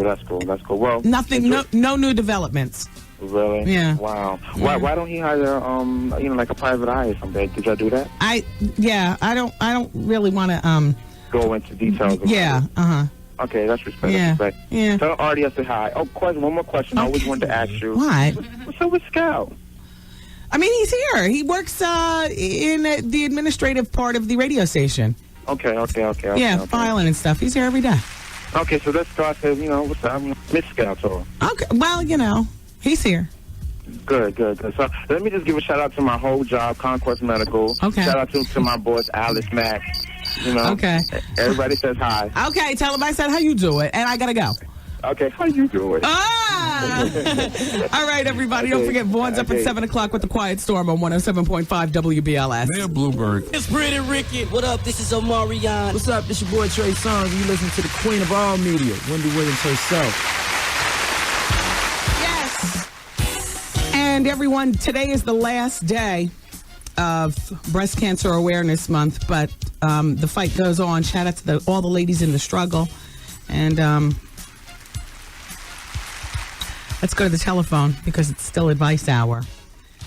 866-GET-WENDY. Hello, you're on the radio. Hello. Hi, how can I help you? Yes, I was calling because I needed some advice about my relationship. It's basically, okay, to put a long story short, I have a baby father. He's in jail for the next 2 more years. Mm-hmm. But I've been here trying to hold him down emotionally and everything. But while he was out, he was nothing but a piece of, garbage. A man. Okay. No, now, you're my a man. question here to you is, I've been waiting, but I'm not sure, do I want to wait or not? Well, how long has he been in? He's been in now for 2 years. Okay. And how old is your child with him? 2. He went in when she was 4 months. Okay. And he's got another 2 years? Yeah. And he treated you basically like garbage when he was out? Yeah, he loved to be with everybody, I guess you can say. Yeah. Well, so what's stopping you from moving on? First of all, have you been carrying on with your life like only a real woman would? If you know what I'm saying. Yeah, I have friends. Okay, gotcha. I don't let them get any closer than they really should. Friends with benefits you're talking about, right? Basically. Yeah. Well, I mean, how old are you? How old are you? I'll be 27. Yeah, there's some decisions you're going to have to make pertaining to your life as it relates to your baby's father. Now, the fact is that when he gets out of jail, he's going to have a bit of bitterness develop because he's missed out on 4 years of the free world. The world changes so fast, he's going to have a difficult time getting a job. Whatever job that he gets, he's probably going to complain about because it's going to be a menial job of some sort. He's probably undereducated. Is he? Well, yeah, he just got his GED. He's trying to work on that, I guess you could say. I mean, that's respectable. I don't mean to disrespect anybody who only has a GED, but in this day and time, that is considered uneducated with or without a record saying that you were in prison. Now, he's undereducated and he's got a record. Do you really want that baggage and that anger around you? In addition, you got to deal with him cheating, and probably the only way he's going to know how to wear out or utilize his manhood is by slaying as many broads as he can to feel like he's worth something to some damn body. Yeah. What I'm saying is bail while he's in jail, so that and notify him of that. Stop putting money into his commissary and stuff. You see, this is what happens when men don't treat women like anything but a piece of crap, and then something happens to them and they expect us to hold them down. Yeah, now, woman. Giving the whole big, I'm a new changed man and he's going to be different. That he's probably singing that song to you because he wants you to remain faithful. Good for you. I'm glad you've been getting your nuts off. But I will say this. It's time for you to move on into, a more happy, peaceful relationship. He didn't treat you like he's not even worth holding down the way he treated you when he was out. I just didn't want to look like one of them girls that's there when the money's there, but then out of nowhere I bail because he's not there anymore. Well, there's no avoiding that. Apparently, you took, him not being so nice to you because the money was there. Maybe you thought you couldn't do any better, but now you've got a kid to look after, and you got to make some decisions. I wish you well. Thanks for calling. Thank you. Bye. Hello? Hello. Hi, sorry about that. You're on the radio. Give a shout out to the men that have breast cancer too. Oh, shout out to the men that have breast cancer also. All right, thanks a lot. You're welcome. Bye-bye. Bye. I wonder if that's him. It happens. Hello? Montel Williams, remember he said that he had a breast cancer scare. Hello? Hello? Hi, it's Wendy. You're on the radio. Hi, Wendy. Welcome to the show. Hi. Oh, I'm not on the radio, am I? Hello? Yes, you are. Oh, Wendy, I wanted to talk to you privately. No, when we go behind the scenes, I go into my other mode. I'm running around, returning phone calls pertaining to other business. I'm cutting commercials. There is no behind the scenes on the telephone. for private consultation. I'm sorry. Oh, okay. Right. So maybe I can fax you my problems then. Well, why don't we just talk now? You're here. Well, I didn't want to talk about it over the phone. Just go. Go. I'm waiting. What's going on? Coward. Hello. Hello, this is Wendy Williams? Hi, speaking. Hi, this is Thomas Watson. I just want to tell you, I seen you at Powerhouse and you look lovely. Oh, thank you, Thomas. I was on Friday, everybody, in Philly, big Jay-Z concert. Did you like the show? I loved it. It was the hottest thing ever. Power 99 did a good job with that, right? Power 99. All the way. Only station. All right. Thank All you. right. Thank you for calling. Love. Bye-bye. Hello. Hi. It's Advice Hour. Hello. We're short-staffed today on Girl Fridays because the office is one big explosion in the back. The painters are in and out, and you know how I am about people stealing and whatnot. I got them watching everything. So therefore, we can't screen calls. So just everybody's getting through today. Hello. Hi. Hi. Hi. Welcome to Advice Hour. How can I help you? Am I on the radio? Hello? I only answer the phone when we're on the radio. Well, I'm listening to the radio and I don't hear it. Okay, woman, trust me, please. Okay. Hey. I'm calling because I need advice. Okay. Okay. I have a boyfriend who just came home from prison, and he is really, really bugging. He's angry, of course. Well, we're not. We love you here at the job. We really, really love you. We listen to you all day. Thank you. And anyway, the reason for I don't know. We're listening, but we don't hear it. Oh, please. Well, what station are you listening to? We listen to BLS in New York City. Oh, Goose, are we on the radio? Yes, we are. Are you sure? Goose? Oh, my goodness. All right, listen, this is the deal. Go ahead. You're listening to the delay. All right, goodbye. Goodbye. I'm like your boyfriend. I'm bugging. Goodbye. See ya. Oh, hang up. Hang up. Oh, I can't take it. I just can't take it. Wow. Wow. Shut up, world. You got your own problems. You bipolar. Not me. Oh, man. We got Mitzi and the girls coming in next hour. They authored this fabulous book called The Vows about 3 friends and their 12 months to get married. They're coming in next hour. It's Wendy, man. I have a girl, right, for 10 years. Like half of it, I've been in jail like 5 years. I come home recently, right, and I come to find out now she's dealing with women. I don't have no problem with that, you know what I mean? As long as you could be in on it. There's no good for you. It's Wendy, the greatest show on earth. Wendy Williams Experience. This just in from Nicole from the back. All right, you want me to? All right, but you have to pull the microphone up. She's all out of breath. Look, Jay-Z, it was a Jay-Z spotting with a pregnant woman. It probably, well, you figure out who it is. Go ahead. Basically, I got a call from a friend saying that she was having dinner, having lunch at Matsuri in Manhattan, and and right behind her was Jay-Z hugged up, not sisterly hugged, but affectionately, romantically hugged up, with a young woman with frizzy, puffy hair, and very, very pregnant. Now, did your friend ever see the woman's face? Never got the way that they were hugged. It was like she couldn't get a good glimpse of the face. Only got the hair and the swollen body. Did you ever? And that was this a swollen like as in fat or swollen as in pregnant? Swollen as in pregnant. Did she look anything like AJ from 106 and Park's friend? Yes, she favored her. She favored her. Case closed. It definitely wasn't Beyonce. Doesn't have to be. I told you it's going down. Yes. Not once, but twice. Some kind of way. It seems to be. And Beyonce rushed to get there because, damn it. But still, it's firstborn to somebody other than. Damn. Yeah. That's a reason to drop. So somebody's pregnant. We don't know. Somebody's pregnant. Are you sure maybe it wasn't one of his sisters? Somebody's pregnant that he's very, very, very fond of. Somebody's pregnant. Was he hugged up like it was a sister? It could have been it didn't look like a sisterly hug, but maybe, it could have been. It could have been. My brother hugs me tight. Angelina's brother kisses him on the lips. So it could have been. Yeah. Why not? Didn't have to be free. No. It could have been maybe one of his sisters.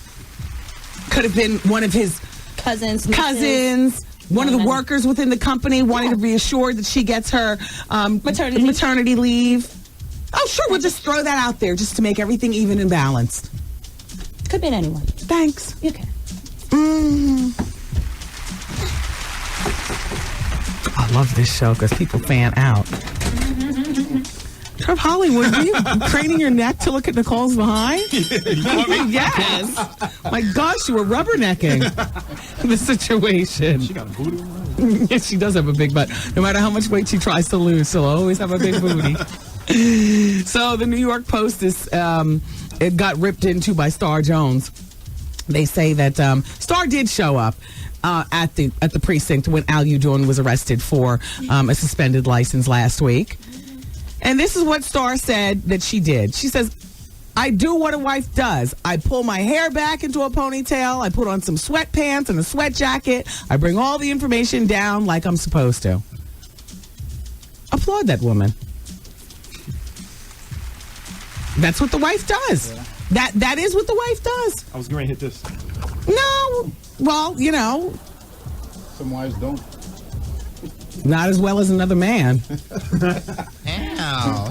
However, in that particular position, yeah, she played it right. She says, she goes on to say, they decided to treat it like it was a mistake, when she got there. She says this. You have to sit here and you have to make sure your fingerprints, make sure you're not a child molester, make sure you don't have any warrants, the procedural thing. But it took a little longer than we expected it to. She said he was in custody for 12 hours. She says, at one point, Al says to her, why don't you just go to the DMV and just get things cleared up? She says, and that's what I did. I get the license cleared. There were no suspensions. We didn't have to pay any fines. We show everything that we're supposed to show. Al stayed longer than he should have. He gets out. Everything is fine. You'd think the story would be okay, right? No. She says they're probably pissed off at the precinct that she didn't come down there in full diva regalia. But at 3 o'clock in the morning, that's a very humbling experience for any woman being called up in the middle of the night. How are you showing up at the precinct? If your man even sees that you have an inch of makeup on, what? I call you, or you got the nerve to stop and talk to Miss Maybelline is that your good hair that you put on? That's not what you get into it for. That's what you're supposed to. I wouldn't even put any hair clips in. 3 o'clock in the morning, you just grab it and you go. Like a mad lady. Yeah, like a mad woman. The 20 stalks of hair that I have on my head, they'd be stashed back in some kind of scrunchie someplace, and I'd be down there at the precinct. What black woman hasn't gotten that kind of phone call? And you just do what you got to do. And they like to hold you a little bit longer than usual because they like to make sure that everybody in the precinct sees you down there. You know I love to do that to you, baby. That's a good one, Star. You get points for that. Now, Rosa Parks is still... who is that? I don't know. Some caller who says that Al was coming from a How You Do club. What kind of club? How you do? What a goose. Rosa Parks is we already covered that joke, Star, but I didn't want to throw that joke in with Star doing the right thing. That's what as disgusted as we might get at our men and some of the stupid, idiotic things that happen to them, and some things they can't help. Just being black in America, and you just never know when. You just never know when and what. So anyway, Rosa Parks is still in D.C., and this is a perfect opportunity for the entire Bush administration to look really pro-black, after they messed up the hurricane and so many other things during the administration. You know what I mean? He thinks people are really forgetting, and this is really saving face. And they put Condi up there in the front, push her out there and whatnot. There were thousands of people that lined up to see Miss Parks. Did they end up closing everything down at midnight last night? I ended up falling asleep like 10:30 at night. I was so disgusted Desperate Housewives was a rerun. I know they were going to close it down, but there were thousands of people still online. Then they were going to open it up this morning at like 7:30 in the morning for people to go see her, and say their last goodbye. I know without her, I wouldn't be here.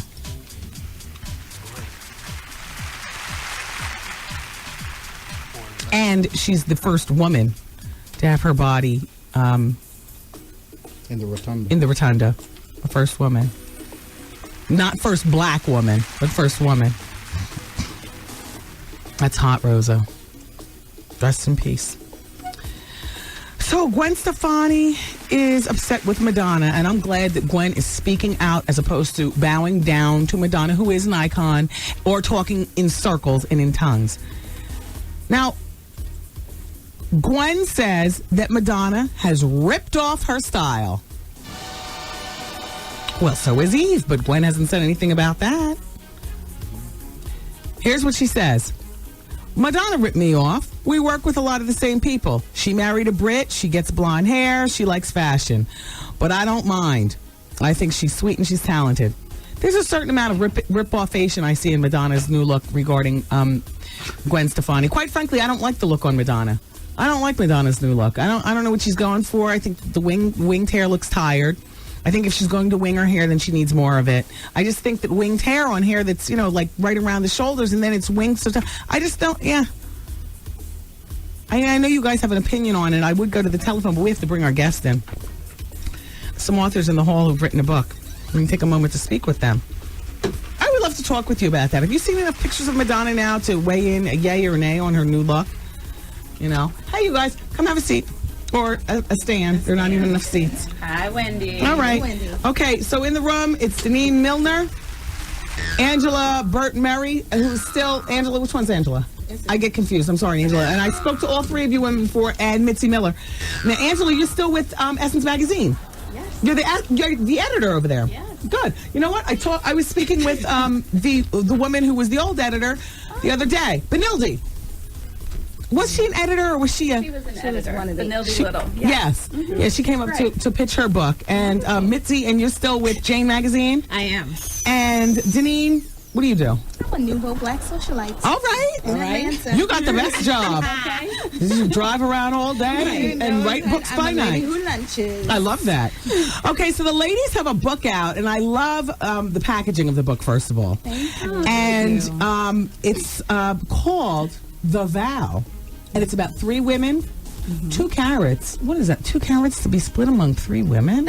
I agree, Wendy. I don't mean to turn my nose up, but exactly. Let's keep it real. Socialite. Not to split between them. 2 carats. Each one's supposed to get 2 carats. Oh, okay. Right. This is part theory, of right. In theory. It's to see who can. And 2 carat minimum. And 1 year. And 1 year.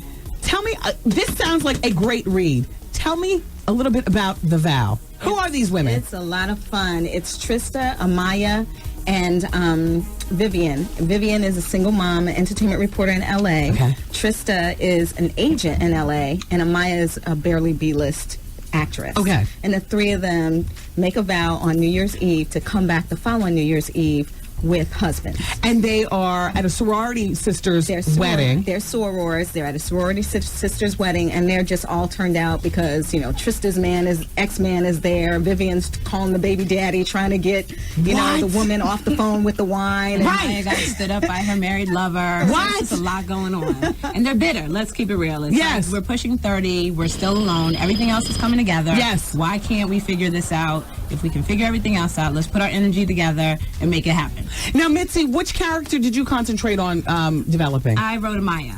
Okay, and Deneen? I did Vivian. And Angela? Trista. Now, are any of these characters similar to you all? Was it easier to write? I think all the characters are a compilation of all the women that we know. There's a little bit of everybody there. Yeah. I mean, some of it is me, a whole lot of it is not me. Right. It's pick and choose. Right. Well, how are you all's love lives? Because we can decide right now. Mitzi? Right. Well, Okay. All right. We're pushing 30 and actively seeking. But you want to know what? You know what I like about this? About the challenge that they made.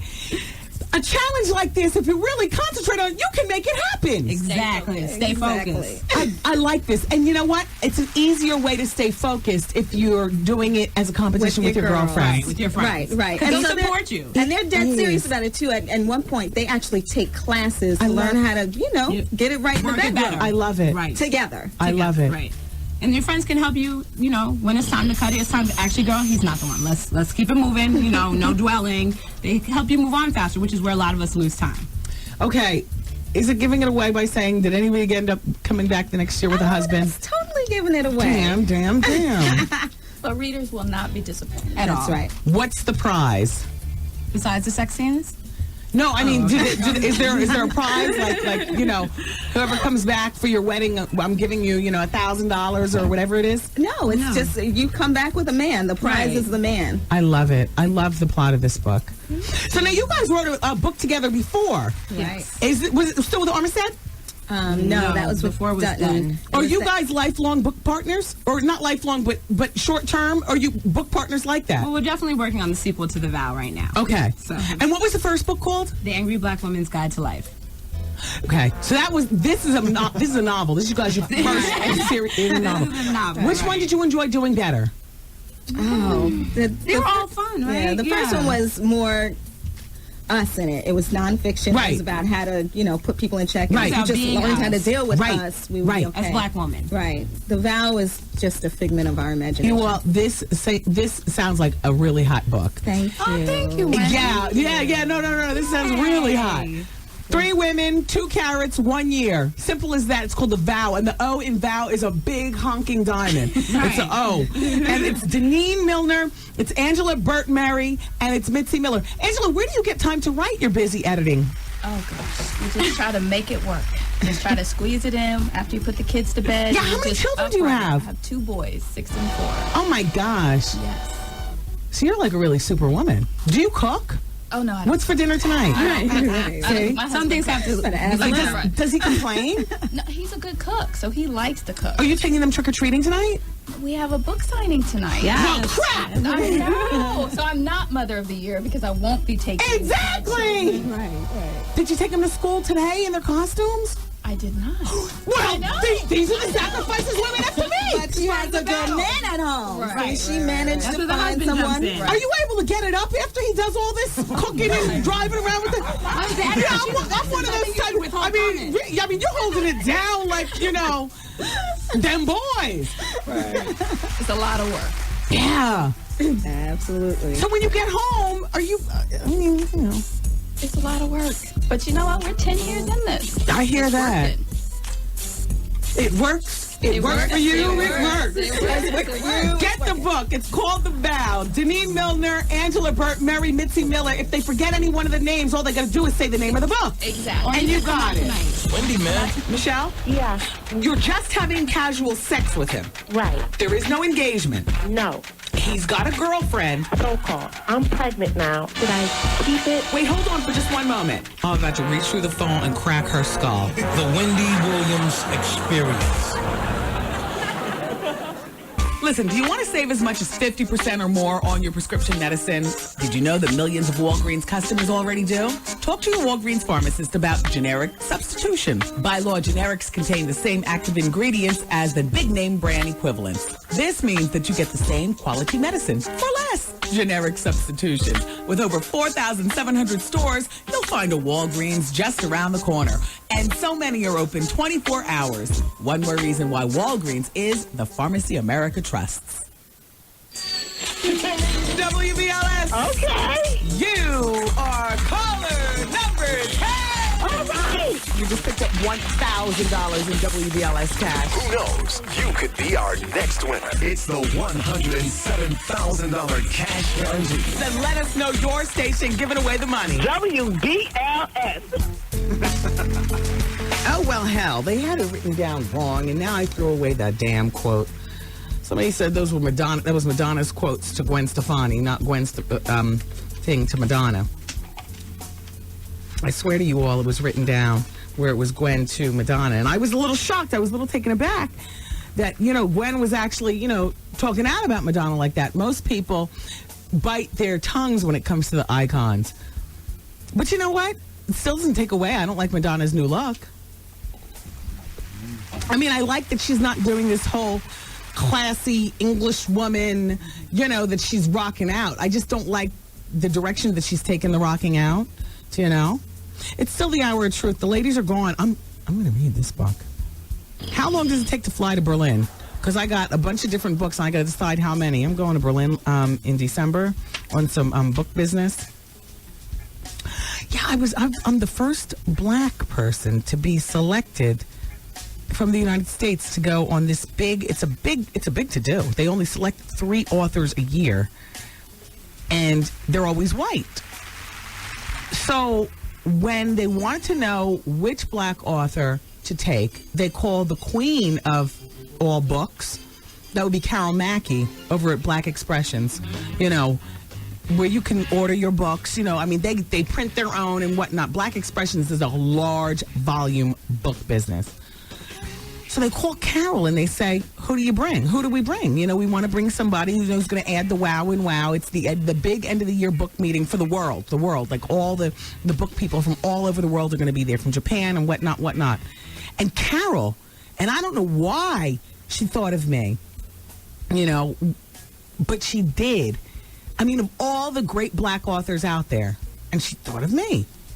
And she was like, Wendy, it's time that we supersized your book situation. It's one thing, to sell, books here in the United States and so on and so forth, but you're ready for the rest of the world. You really are. And you need to go in there and be tall and be bigger than life and wow them. Wow. I was like, exactly, world. I'm going to walk in the room with a bunch of foreign people. And no. And what I noticed is that because I'm usually the tallest one in the room, and I think I'm going to dress as my main character, Ritz Harper. You'll command respect. Well, just by virtue of my size alone. Yeah. Who is this big black blaboo? Exactly. They're flying first class, and we're staying first class. We're staying in some castle. And the whole bit. So I've been elected to go. Wow. Exactly, world. And that's what I want them to say when I walk in the room. Some of them are haunted, I know. I've already had visions. Visions of walking around with that candle on the plate. Like they do in the horror movies. And the blinds blowing and the birds flying in and out. I lie to you not. I already have visions of how the whole thing's going to go down. And my husband's going to fall through one of the trap doors like on a Scooby-Doo movie. And then I'm going to be chased around by an old white man in a peignoir. And I'm going to be, get away from me! And he's going to be chasing me all around the castle, trying to get some. And my husband's going to be lost in one of the cavernous areas and I'll never come back. You'll never hear from me again. You got some imagination. But wait until you read my next book. So I'm going to go over there. I'm going to pitch the book. And there's a series of all these fancy schmancy dinners and stuff. And I have no idea how long it takes to fly to Berlin. I used to be a jock in Berlin, don't you know? Oh, I have lived. Oh, please, world, let's hear from you now. Wow. Exactly. Wow. It was at the same time that I was on the lip station. I was a jock in Japan at the same time as I was jock in Berlin. And in Japan, go over there once a year where, I was big in Japan. Big, like I had to duck everywhere. I was bigger than everybody, Oh, they thought it was something real special. Real special and freakish, but special, a lot of respect or something. But I never went to the Berlin radio station that I was on. I would just voice track the stuff here in New York and ship it over. You know what I mean? They would want to know about the gossip and the fashion and, the club life, what all was it doing here in the United States. So how long is the flight? I say all that to say, because this is definitely one of the books I'm reading. The Vow I'm taking with me. I'm taking Benilde's book. About Superhead. I already read that. Benilde's book. I'm going to take that with me. And I think I'm going to take Miss Wallace's Biggie book, for him. I'm the book lady. I, got anything to read. And then I always pull out a plethora of great stuff, I just wonder how long the flight is, because I plan on doing a lot of reading. Anyway, where are we going with this? Oh, so the ladies just left, the authors of The Vow, Deneen Milner, Angela Burt Murray, and Mitzi Miller.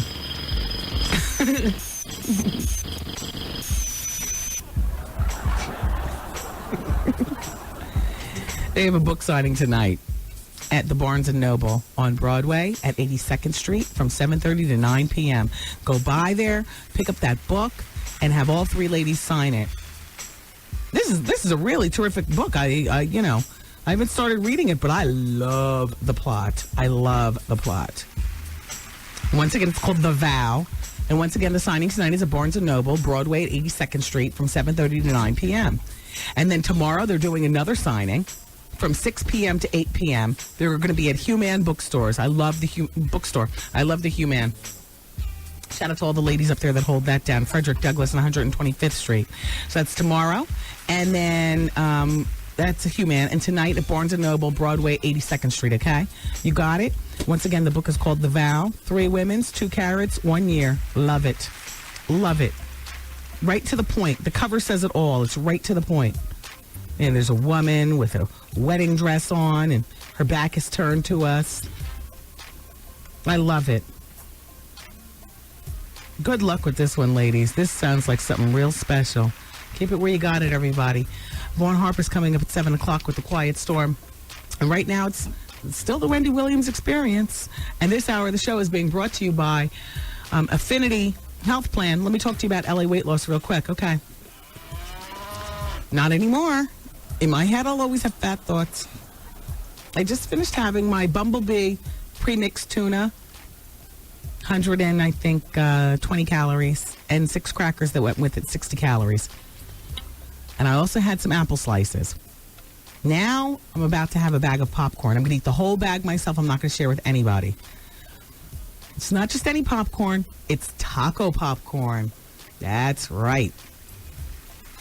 I've got my Ortega taco seasoning mix. Instead of mixing it in with the burger, I'm mixing it in with the popcorn. You can tell I want it because I'm already starting to get juice mouth. Damn, the break is officially over. Thank you, LA Weight Loss, for making me appreciate every damn morsel. LA Weight Loss, it can work for you. My weight's been off for 18 months. 1-800-448-TRIM. It's 1-800-448-TRIM. It's affordable, convenient locations.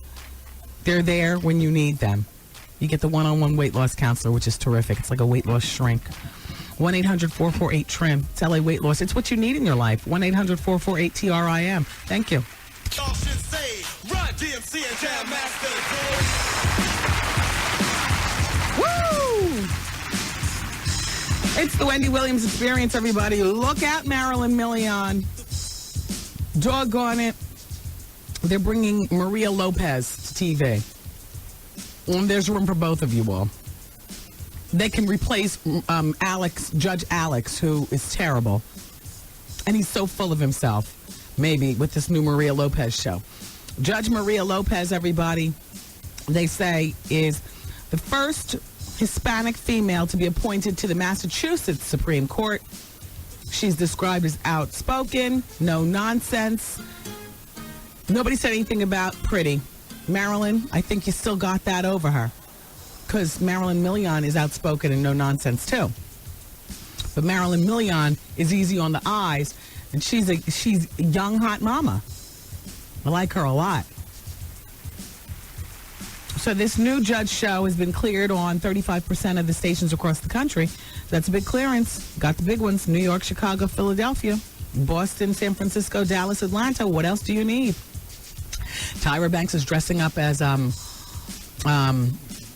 what's her name? Paris Hilton today on her show. She goes through the whole transformation: the white skin, the thinned out nose, the blonde hair, the whole bit. Well, that's what she's dressing up as for Halloween. Okay, so in the meantime, over at One on One, Cecily, the girl Spirit on the show, has moved on as Dwayne, who's on the show. He's nearly gone. I'm talking about moved on as in left the show. And Flex Alexander is nearly gone. He's been reduced to 6 episodes a year. So that leaves the burden of the entire show, season number 5, on 19-year-old friend to the show, Kyla Pratt. And I say friend to the show because you might not remember this, but Kyla Pratt has been on the show before via telephone. Hey, Elisa, back in the office, she never did keep her promise to come visit when she's in New York. That's what they say to her, though, to get her off the phone. Elisa, back there begging for guests. guests don't realize is a place to be for that exposure, boy. And once you've been here, you become a friend to the show. And let's get Kyla Pratt in here. They said that the pressure might not be, well, too much for her because while it's a lot of pressure on a 19-year-old, she's still having fun with the boys is what I'm trying to get at. She apparently has a new boyfriend. His name is Jonathan Chase. And he's 23 and he's her new co-star of the show. And he is her preoccupation of the moment. He plays Cash, her college roommate. And I guess she's cashing in on the fringe benefits of being the star of her own show After Hours. Kyla and Jonathan have definitely hooked up. That's what people are saying, the set sliders. And that's that. They said so far it seems like a very high school type relationship, you know. Nothing heavy. What high school is that? High school girls doing everything now. Third input, fifth input. That would be in one of your two ears. Freaks that they are. Shout out to all the high school girls. Mother wasn't living back then. But I hear the stories about how you all act. Hey, they say there's a curse on the Jackson family. Trouble follows them everywhere. So now this Marlon Jackson, he's 48 years old. They say he's struggling to keep up with his $9,000 a month mortgage payment on his $2 million mansion. He admits that he did bankruptcy by fraud because he failed to list his sports utility vehicle after filing the claim. And then 4 years later, he was arrested for domestic violence. Plus, he's had a string of flops behind the scenes that have never made it to the front of the scenes. And it wasn't Marlon the one who ran off with Jermaine's ex-wife? Oh, I get all the Jacksons confused. Let's talk to some of our listening friends. Don't call me crazy. Hello? Hello? Well, Marlon, maybe it's just time that you took it down a notch. You know, there's nothing wrong with a $1 million house. Well, I think that... Why is Kyla dating the white guy on the show? Well, because you can't help who you fall in like with. Oh, I guess so. But, Wendy, I can't believe I got through. Oh, my God, I love you, Wendy. Thank you. It's nice to have you here. Alrighty, well, go ahead. That's all I wanted to say. Have a good night. You too. Bye-bye. Bye. Mm-hmm. Hi, you're on the radio. Hi, Wendy. Hey. This is Shay. Hi, Shay. Shay, everybody. I think those Jacksons ain't in the news too much these days. Yeah. Just keep it going. Yeah. But I think it was Randy and Jermaine that had the same girlfriend. I get them confused. I tell you, was that Paula Randy. Abdul or was that Paula Abdul and Jackie and Jermaine? I get them confused. Yeah, they in the news too much. It's just lolly. But I wanted to tell you also that I'm getting sick of Desperate Housewives now. That repeat was definitely ridiculous. Why was that? Did we all know that it was going to be a repeat, or was it only me? You were shocked too? Yes, I was shocked because I even cleared everything, the kitchen and everything, and had my snack going too. Exactly. But that's ridiculous. I'm losing interest now. I put my ice cream back in the freezer, turned on QVC because they never disappoint with the Dominique. I know that's right. And then I went over to Shop NBC, and they were selling faux furs, and I got all into that. Oh, so you were shopping hard. Well, no, I wasn't shopping like with credit card, but I like to look. Okay. You know how sometimes you got the radio on, but you're really concentrating on your work, but you might look at, me on the show as being like company in the background, somebody that you like, a friend, like it's having a friend in your cubicle or whatever. Like when I'm at home, I look at QVC and HSN, Shop as I look at that stuff as like, friends. That's right, because there's no harm in looking, right? It's no harm in looking. There are no commercials. That's right. And I just, I like Suzanne Summer and when she's selling with Colleen and, right. Lisa Roberts and when she's selling that crap. I just love it. Love it. I know. Those are my friends. You could be addicted to it, but you don't have to buy. Like you said, you can just look and learn. Well, most of that crap you really don't want. Wendy, you crazy. But it is that holiday. It is that holiday time of the year. That's right. And it's not all crap, but you have to look. You got to watch hours and hours of it. Hours and hours. And that's why it's good to see what time they're scheduled to come on. Exactly. Hey, Shay, I'm getting the countdown. Okay. Happy Halloween. Yeah.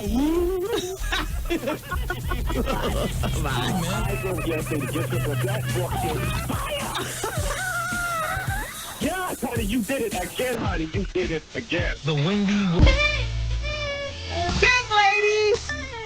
We've all been there. Much as you accuse me of cheating, Might as well lie. Yeah. Going up to the club.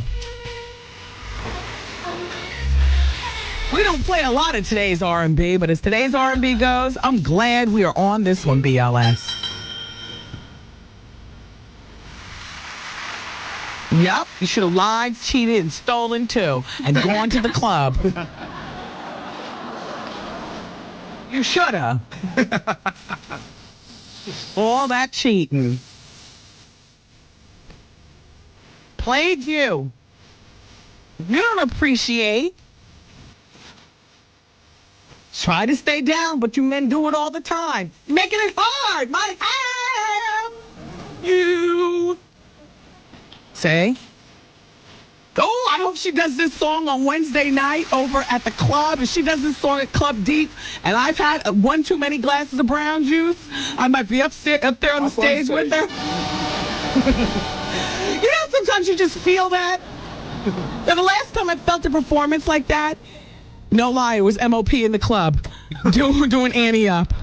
And I'll be damned, I was right up there on stage. I was snapping my neck so hard, and I had on a wiglet ponytail, and some of you all saw it go down, though. I was snapping my neck and dancing with my husband up there, and Annie Up was on, and the stage was bouncing, and I was into it, and had my drinks too. What? Liquor splashed all up on my wrist and my clothes. I didn't even care, and I'm snapping my neck and dancing, and like this. Next thing you know, whoops! Slipped a little too far. Didn't fall on the ground. I caught that motherfather. Dipped to the side of the stage, rearranged, and came right back out. Right back out. Yeah. I guess that's one of the best parts about being in this business is because if you're really feeling something and you happen to be there at the time, they don't block you from coming to the stage. They'll escort you up there. And you might be making an ass of yourself, but who cares? You're up there on the stage. Woo! Yeah. Shout out to MOP. Damn you. You're showing me some good times, fellas. Shout out to Fox. Shout out to Lays and the boys. Back to that Keisha Cole. If she does that song, forget about it. I might as well have. And her voice cracks. I love it. Do you like that song? What do the girls on campus think about Keisha Cole? Well, the people across the hall, they play it all the time. Yeah. I'm tired of it.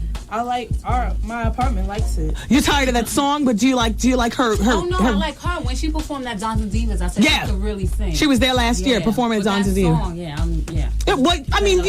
That's just a song. Yeah. But the woman in general, you like it, and your whole floor likes her. Yeah. Yeah. Feel that pain. Girls got their hair all wrapped up in rags and stuff, and some flip flops, right? House shoes, singing. Yep. With a hairbrush. Yeah, she did perform last year at Dons and Divas, too. Her star is brighter than ever now, Keisha Cole. I don't know what Face Down and Question Mark Entertainment have planned for this Dons and Divas, except for nothing less than fabulous like usual. The black party. Everything black. Put on your black. Yeah. All right, Goose. Everybody, keep it here. We're here until 7. It's WBLS. Yo, did you catch this flashback? Artie, you tell Miss Wendy, you're not going to run me out of town. I'm staying right here in Philadelphia, and you need to respect that. It was an embarrassment to me. And just because you're a freak, you don't have to let the whole world know it. my church friends are even listening to it now. You need to get that crap together and do what you got to do. I can understand it's your job and all that, but you have to go into detail about all that freaky stuff. How you doing? And the message. This it right here. Miss a day, miss a whole lot. Coming through your speakers, boy. It's Wendy, man. Wendy Williams! Microphone check, 1, 2, 1, 2. Wendy Williams. Experience. Hey, Wendy. Hey. There was drama on the set of Gabrielle Union's party in L.A. on Saturday. The strange part is that you would think that all the black actresses in Hollywood get along. Well, apparently not, because Megan Good was turned away at the door on Saturday night. It was scandalous. When a friend of Megan's exited the party and noticed that Megan was at the door, he asked the bouncer why Megan wasn't let inside. The bouncer replied, "She is not on the list." Could there be a little hating going on between Megan and Gabrielle? It's from Rome. Why would we all assume that all the black actresses in Hollywood get along? I mean, I know, because I think that too in my head. But not all the white people you work with get along, right? There's some backbiting, stabbing, style stealing. You know what I mean? So why would you assume? Rosie Perez, everybody, is doing a good thing. I had this story for you, I think, on Friday. Never shared it with you. Sorry about that. So Rosie, who divorced her husband, I think his name was like Neil Bernstein or, Schultz or something like that. I remember he was white and he was Jewish and he had a very Jewishy type name. That's just a description. I think they've been divorced for like 3 years now. Anyway, and no word on ever who she's dating. She keeps her personal life real low and personal. And I know what you're saying. Well, who cares about Rosie Perez? Well, I care enough. If I heard something, I talk about it. You guys care about Rosie Perez. Come on, she gave us good movie.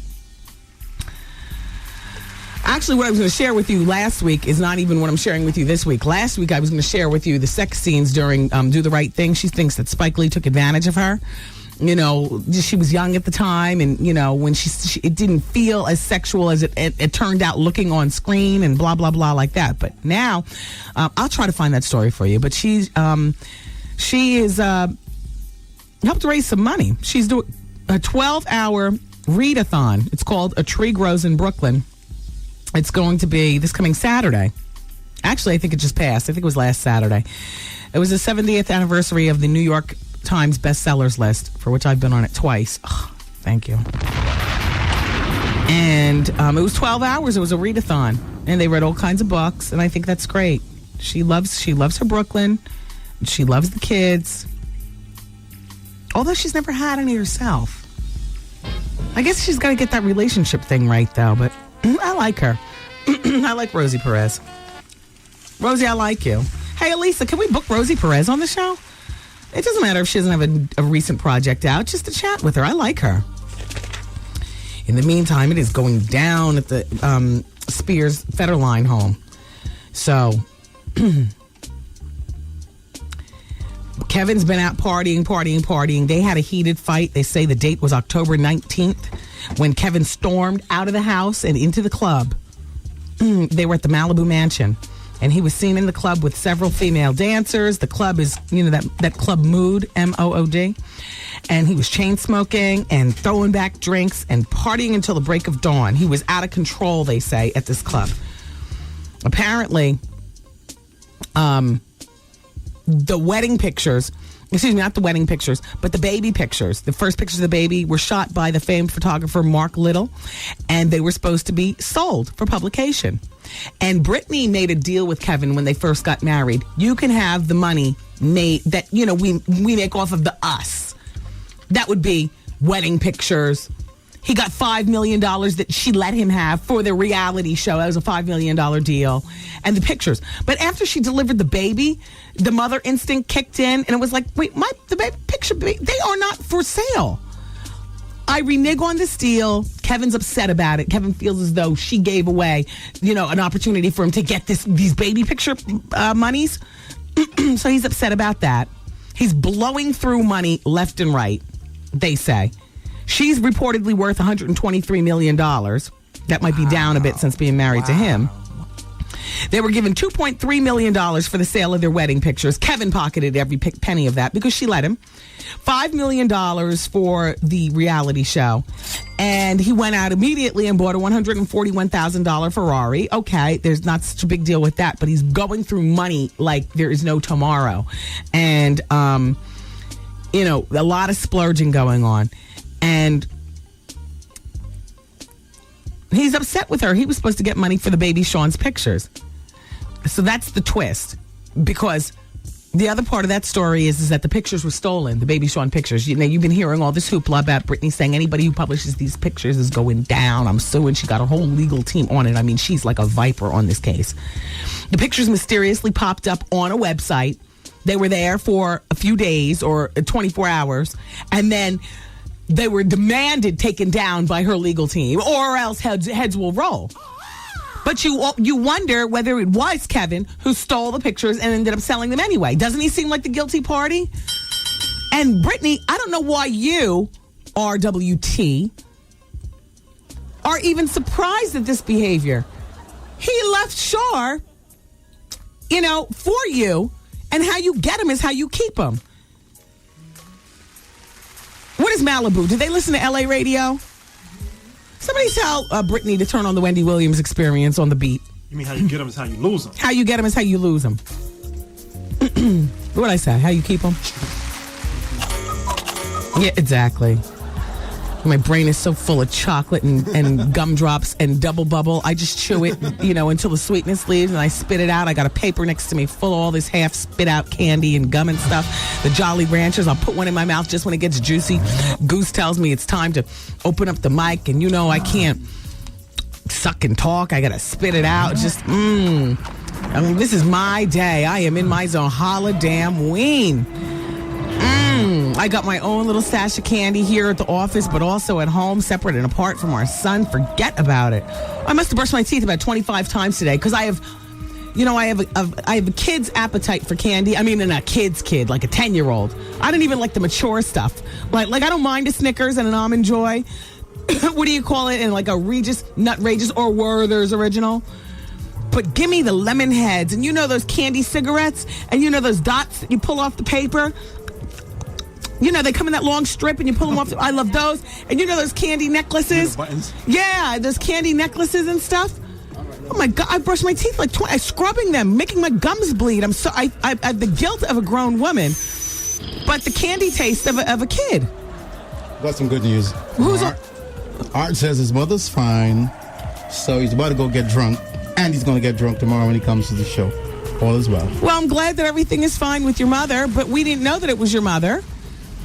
As a matter of fact, all I got is that Art has a family member who's in the hospital. He's not going to be able to come to work today. Now, there's one thing that I know about my Artie. And you know what, Art? It's probably going to be to our fault one day, but we will not lie about things like a kid being sick or somebody going to the hospital. Not us, not our mothers or fathers, not our kids, nothing like that, because we believe that particular karma will come around. That particular, you know, making it. So as soon as I heard that somebody in Art's family was sick, didn't even question it. By the way, I'd question the rest of you motherfuckers. But I didn't question my Artie, because my Artie, he and I, we've talked about this a lot, you know what I'm saying? We don't lie about stuff like that. We're so grateful that our family's, you know, healthy, and our kids and stuff like that. All right, Art. Well, you know, we'll see you back up in here tomorrow. Hey, Miss Evans. Glad to hear everything is okay.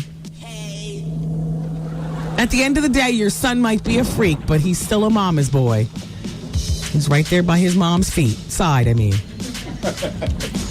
All right, you all. I love you all for listening. Be safe out there. Happy Halloween. And remember, when you hear the knock, knock at your door, beware. It could be a home invasion. Don't trust these kids or their parents. Just watch them. Bye.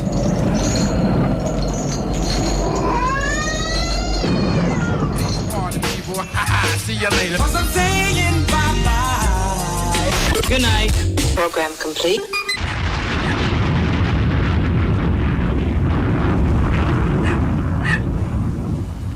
You know, that sounds like somebody trapped in the basement. It doesn't even sound like a Halloween. Where did you get that from? A movie? No, it's a Halloween CD. You got it from a Halloween CD? Yeah.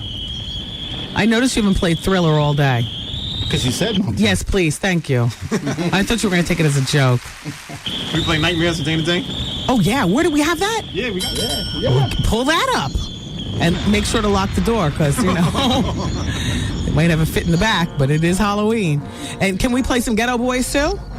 Now, it's too late for all this music. No, we'll go with Dana Dane Nightmares. Yeah, I just saw him. He came to the Comedy Experience. Oh, yeah? He was there Wednesday? No, he was there about 3 weeks ago. And he was there with Mrs. Dane, too. Oh, yeah? He looks good. Oh, sure. Sure. All right, you guys. So, look, we got the Nightmares with Dana Dane, just a piece of it, because I don't like to share the bonus hour with, music and stuff. And then we can re-talk about stuff that we talked about earlier. Plus, we'll introduce new stuff into the game and take your phone calls and whatnot. Yeah, the bonus hour. It's the bonus hour coming up next of the Wendy Williams Experience on this Halloween night at 107.5 WBLS. Here's what's happening from 107.5 WBLS. 107.5 WBLS, New York. Let's take some calls from the request line. Caller number 1. Earlier today, she talked to radio host Wendy Williams. Dateline's Hoda Kotb talks with New York radio DJ Wendy Williams. Earlier this year on Wendy Williams' New York radio show. Wendy Williams is a national syndicated radio personality. Jimmy's guest tonight, Wendy Williams. Why is Wendy Williams fast becoming the queen of all media? She's made her mark making celebrities extremely uncomfortable on her popular New York radio show. She's got a TV show on VH1. Please welcome troublemaker Wendy. I'm not ready for this day. That was the most erratic, weird interview I'd ever heard. The Wendy Williams Experience. Since you've been listening this far, we're going to throw in a little bonus hour. You ready? How long is this bonus hour gonna last? I'm getting addicted. No, let me tell you, I love this extra hour. Everything is organic here on the bonus hour. Yeah, baby. Hey, yo, check this out. It's Wendy, man. Here it is.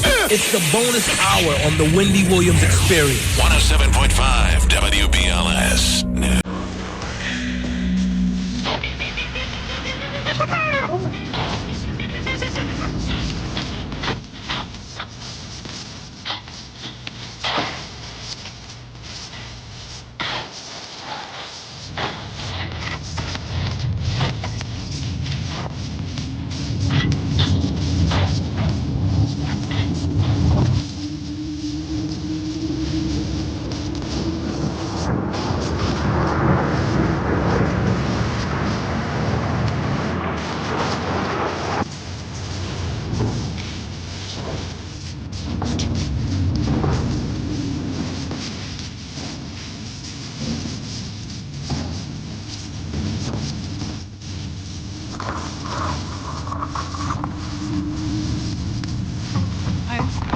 Nightmares. Let it rock. Day, night. Let them break it down right here. Come on.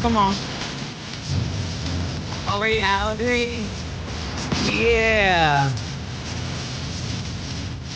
Love to Dana Dane, Mrs. Dane. Come on.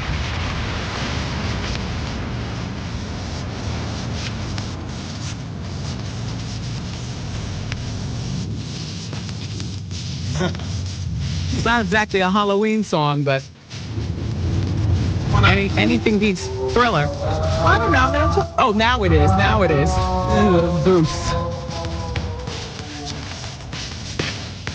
Woo!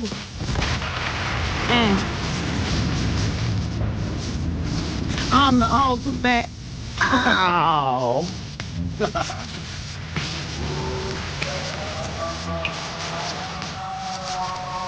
Yeah.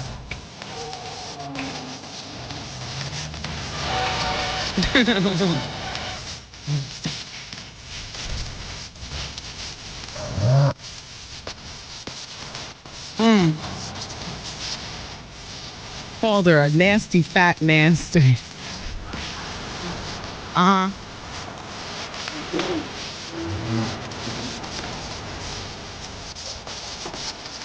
Woo! I keep wanting to turn it off, but I can't.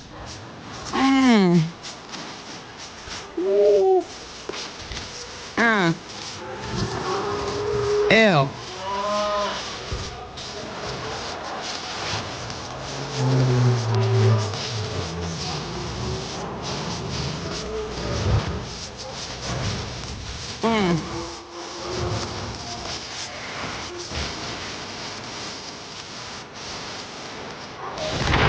to the Bronx, Brooklyn, Manhattan, and Queens, Staten Island, Long Island, Westchester, Jersey.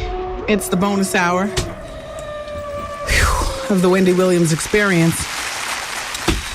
Man, these girls came up here earlier today and they gave me the must-read book. It's called The Vow, and it's about 3 women, 2 carats, and 1 year. I give you the gist of the book. It's by Deneen Milner, Angela Burtmary, and Mitzi Miller, and I'm going to tell you where they're signing books. The book is about 3 women who are best friends, and they come together for one of their sorority sisters' very upscale New Year's Eve wedding. Well, you know, they're looking around and saying, damn, still single. So the 3 girls make a vow with each other that by midnight of the next year, they will all be married. So they've got 12 months to get it in motion. So they embark on their search to find their soulmate. They navigate their way through finding a successful single man. They negotiate the shark-infested waters of other broads. And you find out the rest if you read the book. It's called The Vow. I don't know the rest. Did I just zhuzh it up like you want to read it? Yeah. Mm-hmm.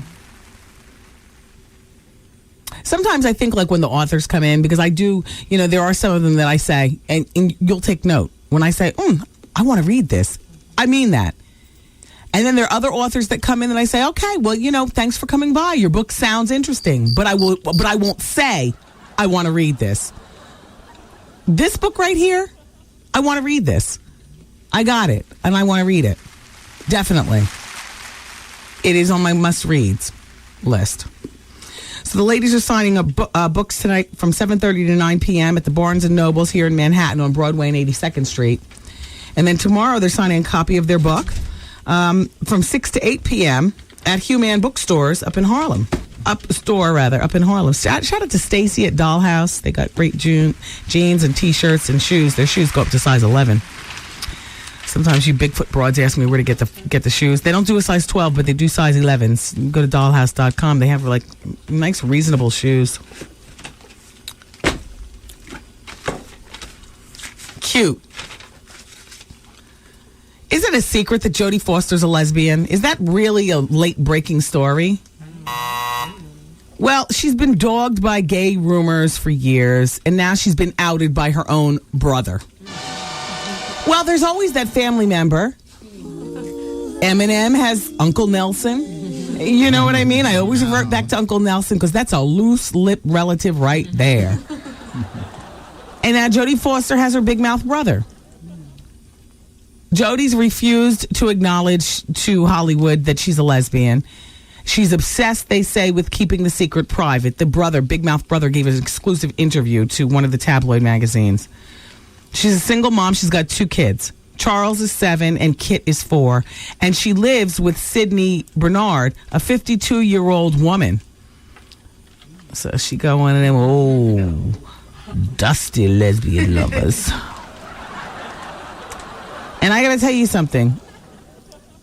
Sydney is not 52, the new 42. She's 52, the new 62.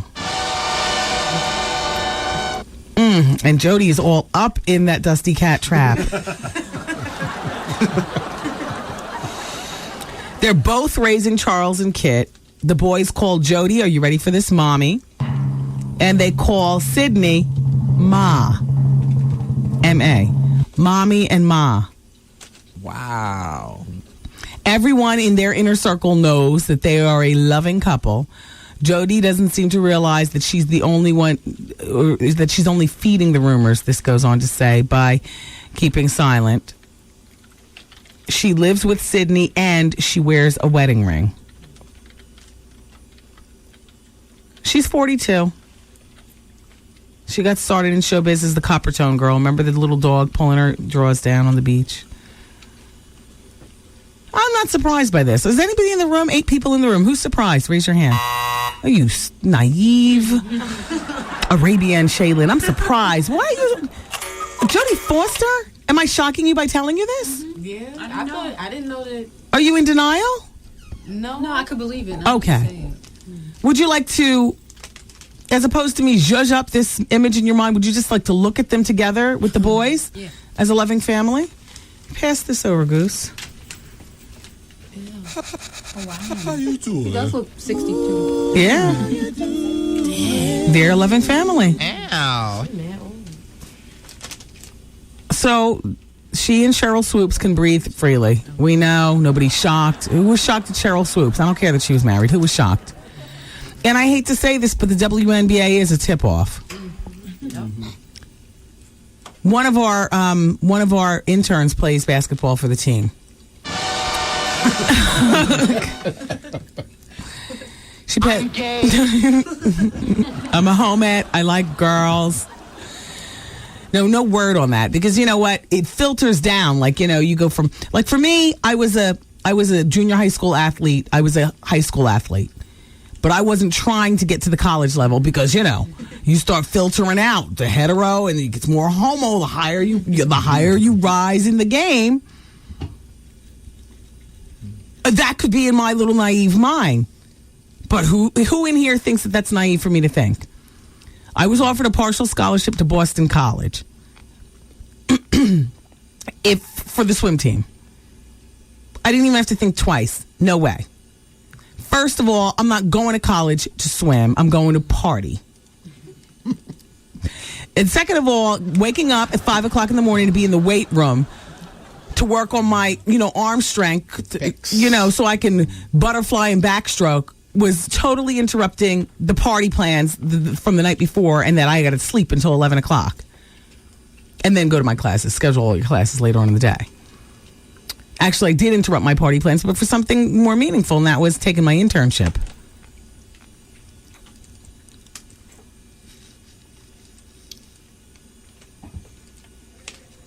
So the BMF,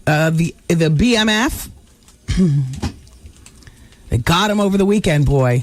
A major sweep. The BMF is, at this point, they're known in the industry for popping a lot of bottles, going into a club, nothing to trick up $20,000, $30,000 on, champagne and, party treats, women and whatnot. Blue Da Vinci, who happened to have put something down for my CD, and is a friend to the show. He's come here.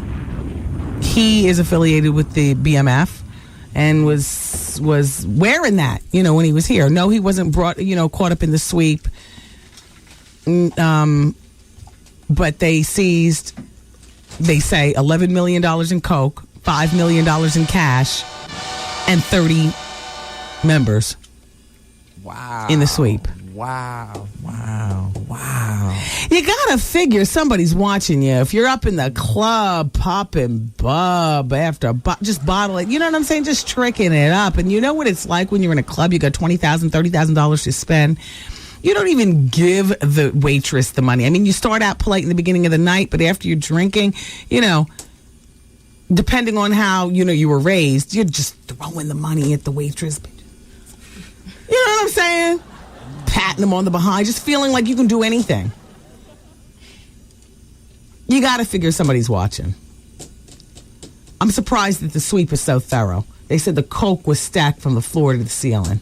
Wow. Just brick after brick, yam after yam. Wow. Bird after bird. I gotta go to the bathroom.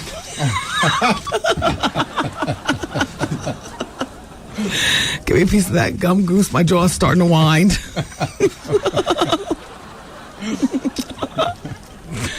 Damn. Well, Trina's man, Meech, did not get caught up. He's out. I don't really want to tell you. I'm not going to promise you I'm following that story because, I'll do surface level, stuff like that. I don't like to get in too deep because, everything just nasty. That'll take the heat off Murder Inc. for a moment. Now people will be looking into the BMF. But Murder Inc., nobody's forgotten about you. Game was arrested for wearing a mask through the mall and signing autographs. This is why I don't like Halloween. I mean, I really don't like the holiday. I mean, I like the byproduct, which is, all the candy you can eat. Then it's okay. It's all cheap at the store and stuff. Oh. I think I need to brush my teeth again.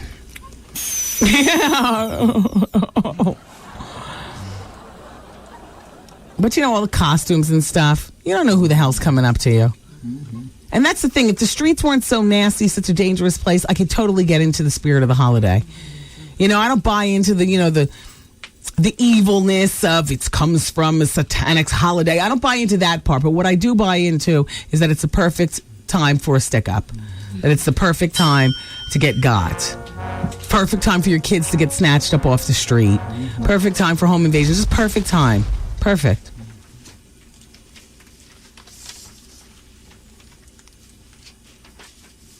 It'll be 8 o'clock by the time I get home. I know my kid's only 5, but I'm still going to take him out for about 20 minutes because there are a couple houses I want to look to see how they decorate inside. So as soon as I get home, I'm going to beep, beep, beep on the driveway, and he knows, have your uniform or your he's a Batman this year with the muscles and stuff. Have your costume all, still on, and we're going to go house hunting. I mean, trick or treating. I just you pass the houses every day. You live in the same neighborhood as. You like to see what's all doing. You've got a very nice landscaping display, or your lawn is always burnt up in the middle of July. You neglect your bushes; they're always overgrown. So, what does this monster's house look like inside? Or what does this beautiful house look like inside? You always pull off in your Benz with an attitude from the driveway. You never wave, or you're always so nice. You always wave. I bet you give out good candy. You know what we gave out this year? We got a Reese's packets of licorice. I got the memo. They don't give out just that one Twizzler in the package. Like the first year we went trick-or-treating our neighbors, I was like, crap, where's this place been all my life? We better step it up. We're giving out stupid little handful of the double bubble and this one stinking licorice whip. People are giving out the whole pack of licorice that you buy $1.25 that has the whole, 8 or 10 pieces in it. So this year, we're giving out licorice packs. It was a pretty decent year. We bought the licorice packs. I bought the Reese's, not the single one, the double in a pack, 2 in a pack, the main size, exactly, and Zone bars.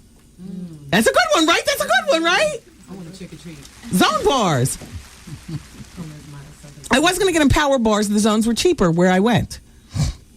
The CVS. My mother would say, Wendy, this is why you should be a member of Costco's. You go there, you get a lot of stuff for less. No, Wendy? You don't buy all that candy. You buy enough candy for 20 trick-or-treaters. And then you turn off your lights. Let the dog loose. Yeah, exactly. No, put the sprinklers on. Our neighbors are so nice. They called up last night. I'm watching that damn rerun of Desperate Housewives. By then, I had switched over. I'm looking at Dominique on QVC. Ring, ring, ring. So it's them next door. My husband noticed that your sprinklers are still on. I just wanted to remind you because, a few winters ago, we neglected to winterize and we had a whole explosion of water. It was just a mess. We just didn't want to see that happen to you. We're fortunate it's gotten a little bit warmer out, but just remember when the ground freezes, and I was thankful. I was really thankful. I totally forgot to winterize. Me with the thyroid and the eyes and who's my daddy. You know what I mean? Like, I'm busy. I'm thinking about so many other things. That's a problem. Those pipes, they freeze underground. What? First thing I did this morning, I called to winterize. We got nice neighbors. We don't really talk to them. They don't talk to us, but everybody's nice. That's good. Yeah. My sister's bragging. She's talking about the neighbors in Miami during Wilma, Oh, well, yesterday, such and such, hosted the barbecue in the street, with the briquettes and stuff. And tonight it's our turn, the food is thawing and, we're all going to go out there. It's so neighbor, so friendly and like that. And I'm not generally not a friendly neighbor. Like, I don't care about that. But I was thinking, well, if a natural disaster happened up here, we would be the same way with our neighbors for the first time in our lives. You know what I mean? Because normally I'm a cold-hearted, I step over you. Get out of my way. I got to go to work. Get up. Why are you laying there? But, you know, we have a sense of community now. It's different. Like Rick James said, you know, I got a child now. Ooh, ooh, ooh. On the Fire and Desire. Well, me, I'm a little different now. So I'm a little bit more community oriented. And yeah, we would be with the briquettes and stuff too. We'd be okay. Whatever neighbor has the generator, that's the neighbor that takes the kids. She was telling me the kids are going back and forth. I think everything is, you know, fine with their house now. I mean, they still got a tree in their pool, and they still need their roof replaced. The roof, just everything blown all over the joint.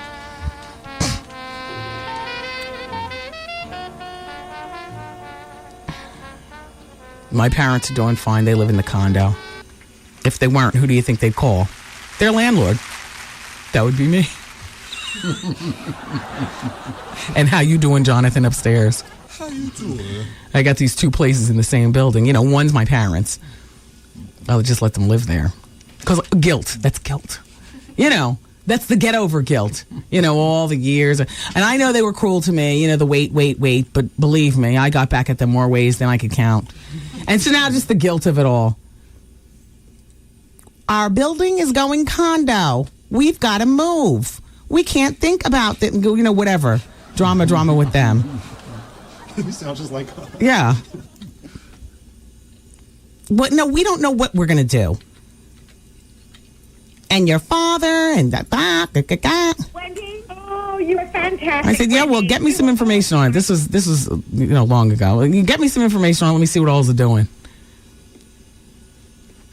I saved them. I'm probably the favorite child for that one. Don't tell my brother and sister. You know what I mean?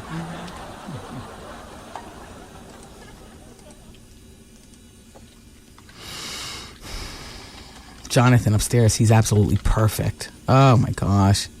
He's single, he's persnickety. He reminds me a lot of Monroe. We were just talking about the Too Close for Comfort the other day. He reminds me a lot of Monroe. Ow. Yeah. I got my parents there to spy on him, you know, make sure everything's okay. Wendy, we just saw the Maurice Valenci truck parked out front. We asked where it was going. It was going right to Jonathan's.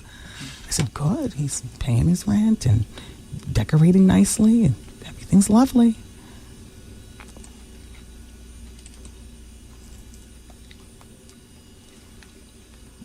Let's go to the telephone.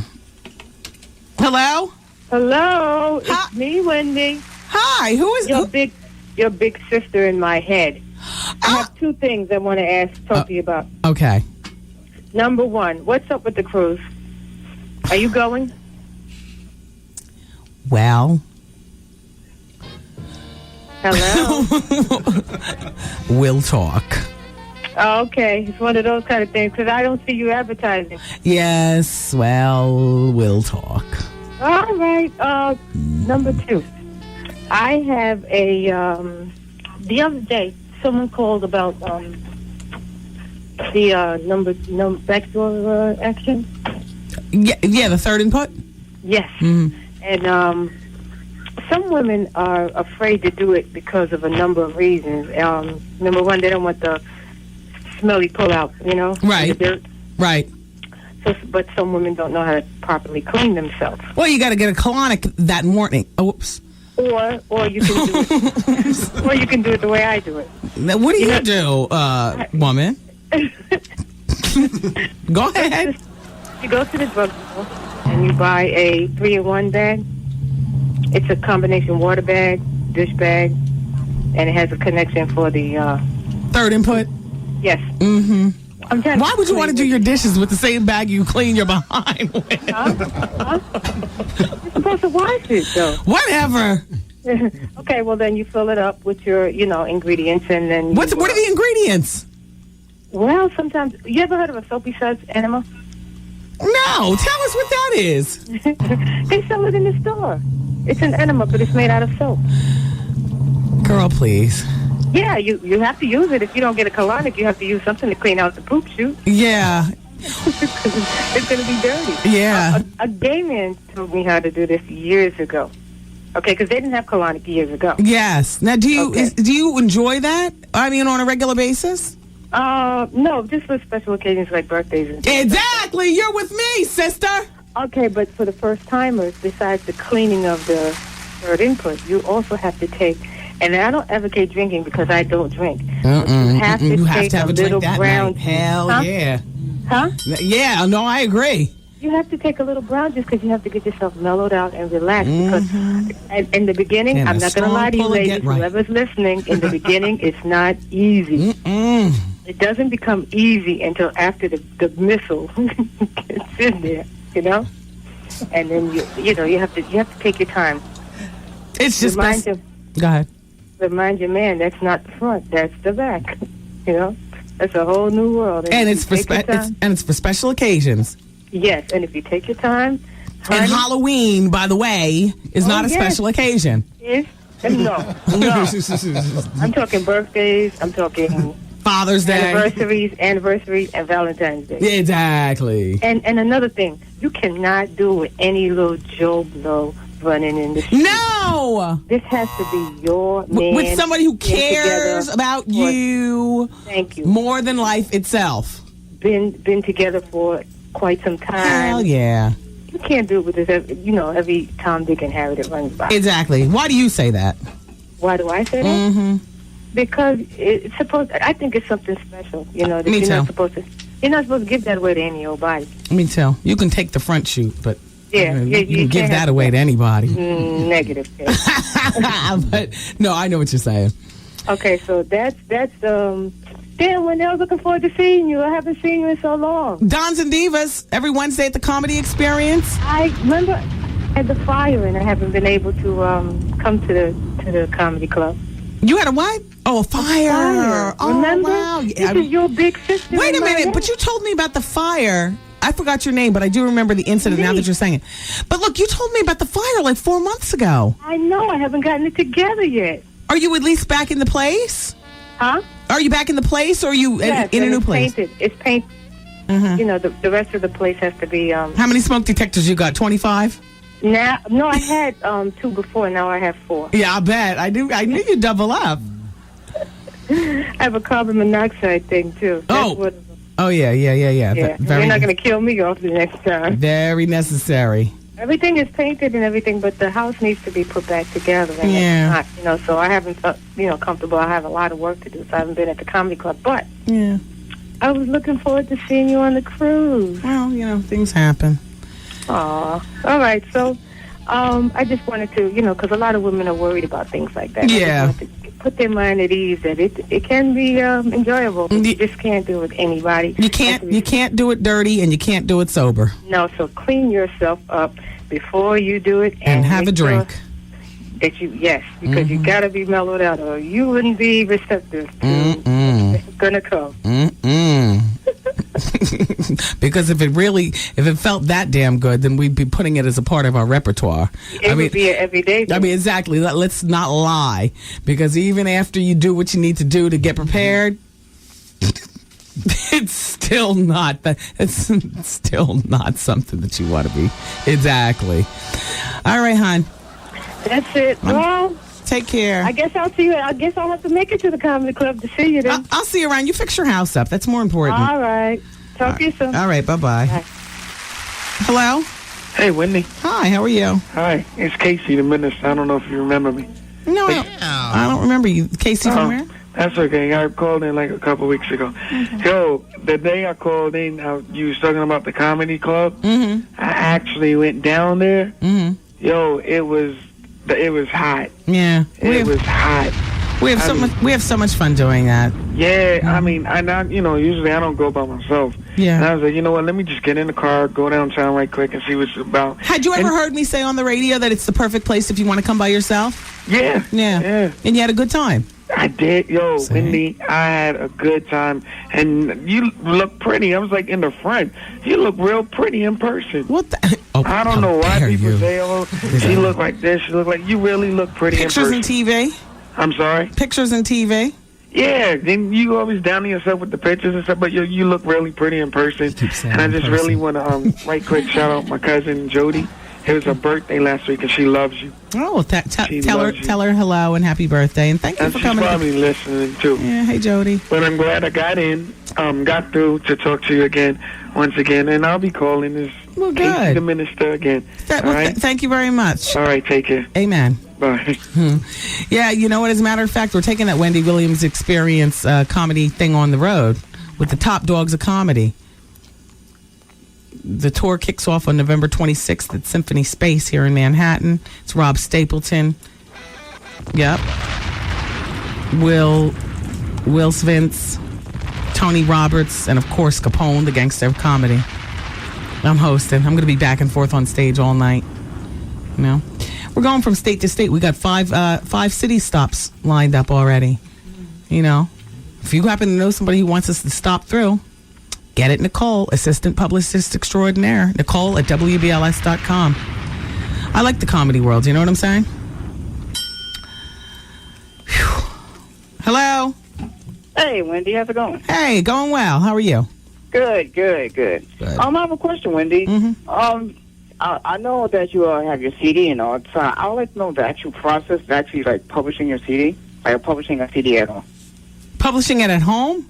Well, you know, like a CD, like, actually, I'm a musician myself, and I'm actually trying to publish a CD. I don't know. Oh, you wouldn't know? No. Goose, you might know more than me. He was trying to self-publish is what he's trying to do, as opposed to, you know, I mean, the Virgin record. Well, it's not hard, you know, but most people like him might want to do it themselves. You get your CD pressed. Yeah. Either you buy your own piece of equipment, and you buy a nice printer, and you. How much is all that already? Labels, they go for about $2,500. Okay, so yeah, exactly. You buy a stack of CDs, or please, I don't have that much money for them. Or you can go to disc makers and give them, you know. How much is that? $1,000 or so, and they give you 500 CDs, and you know. You start from there. 2 color labels, and then you go around and sell to your friends. Yeah. Okay. Yeah. All right. Cool. All right. All right. Thank you. Well, you're very welcome. Bye bye. Bye bye. Thanks, Goose. Mark Wahlberg's ex, who has his first child, is pregnant again, because that just goes to show you that, you know, there's always room for the baby's mother, and it's a damn shame. That's familiar territory.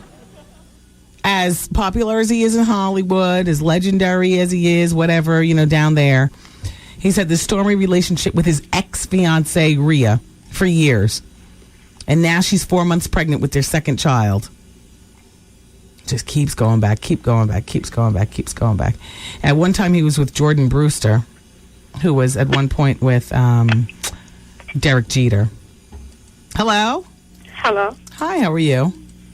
I'm good. Wendy? Yeah, it's nice to have you here. Okay, listen. What's up with getting you on TV, like doing the Howard Stern thing? Oh. I don't know. I mean, you know, truth be told, I'm hustling something every day. There's always something going on behind the scenes. Okay. And truth be told. So is it in a work? Never mind, I can't tell that part. There's something going on. Okay. I'm so jaded by the whole process, though. I can't even get excited about it. You know? Well, I'm excited. I mean, because it's like really crazy to me. Like, TV is a really, really crazy business. And, you know, when I was, you know, a newbie at it, when I cut my first pilot for the Wendy Williams talk show back in like 1992, and I was so excited. I remember being at a party and seeing Russell Simmons and telling him, you know, I'm about to have my own talk show. I remember that was the night Andre Harrell asked me, you tell everybody on the radio you're sitting with a gay man, or, you know, something like he was all drunk. And I was, you know, like, oh, I'm about to be on, you know, TV, and I'm bragging and talking into my face and stuff like that. And never came to fruition. I cut my pilot and everything. They flew me out to Hollywood. I was like, you know, big cheese, blah, blah, blah. So I wanted to marble in the bathroom at the hotel.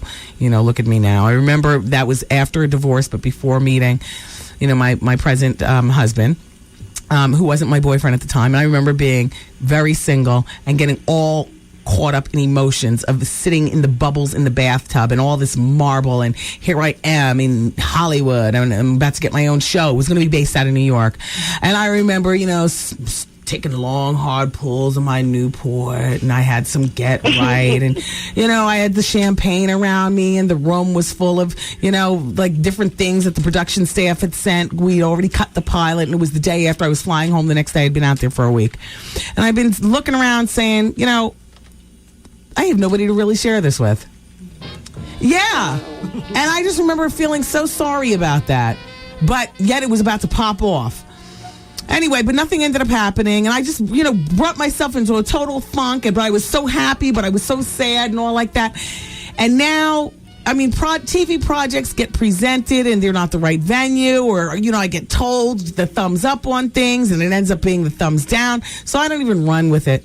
All I can do is buy Tide, make sure that the Halloween costumes are ordered, and make sure that my health is in order so that, if something ever pops up, I know that, I'm free to maneuver and be busy because we have enough shower gel. We have enough, Tide and paper towels, and there's enough toilet paper. There's enough, big fat pencils. The kids, they use the big fat pencils, and they're all sharp. And we're good. And hopefully my parents will be on call. Okay. So that's good. You asked. Who knows? Yeah, I would love to be on. But it seems like you guys have so much fun in the studio. We do, but I'm not a whore. Do you know what I'm saying? I understand. People want you to prostitute your entire being.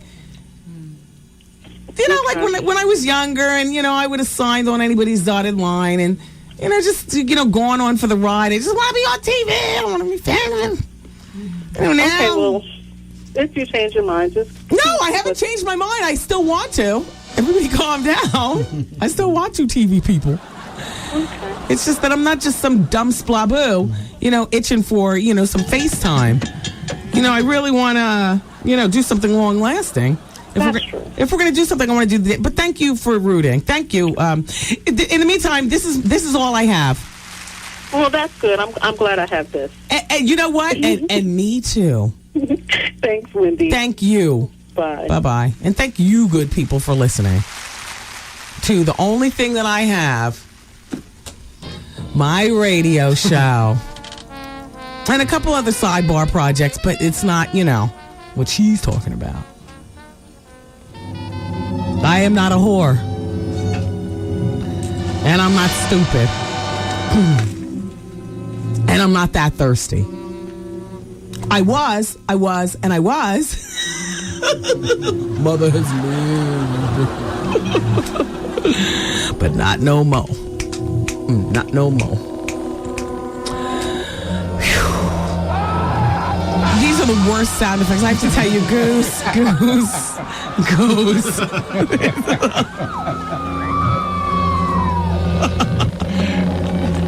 Put that where? Back there. Thank you, Vivica.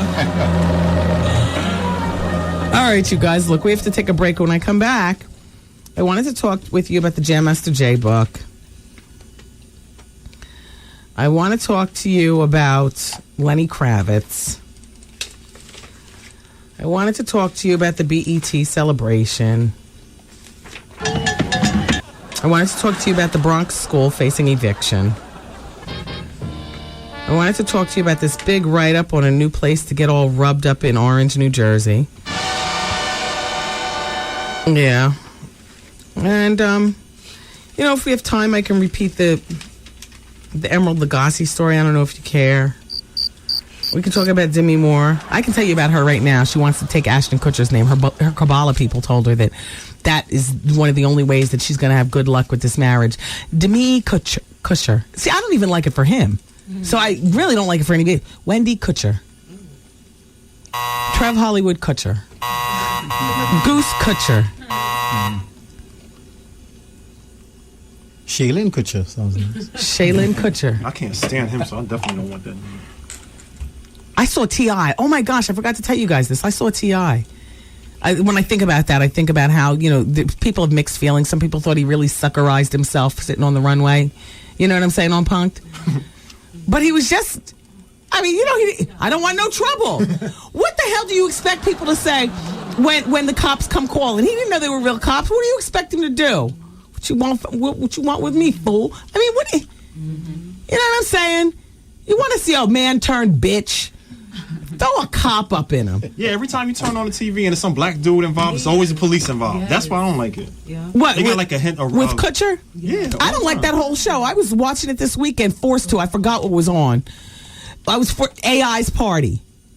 And he's up here on a damn megaphone like you scared to come down there because you know you got a punch in the face coming. And they did it to AI, his own birthday party. They acted like the president's daughters had to come up in and they were, more important. And then the other player, Jermaine O'Neal. He's hot, by the way. I just wanted to stay standing there at the back door. I like looking at him. It's like, wow, I never really got a chance to look at J.O. All right, we're going to take a break. We'll be back. Vaughn's coming up at 7 o'clock with the Quiet Storm on BLS. Champagne. Oh, wait, no, Champagne is in for Vaughn. Champagne is in for Vaughn at 7 o'clock. Well, I was told that 4 hours ago. How do you expect me to remember? On 107.5 WBLS. WBLS! You're calling number 10. Oh, my God. Guess what?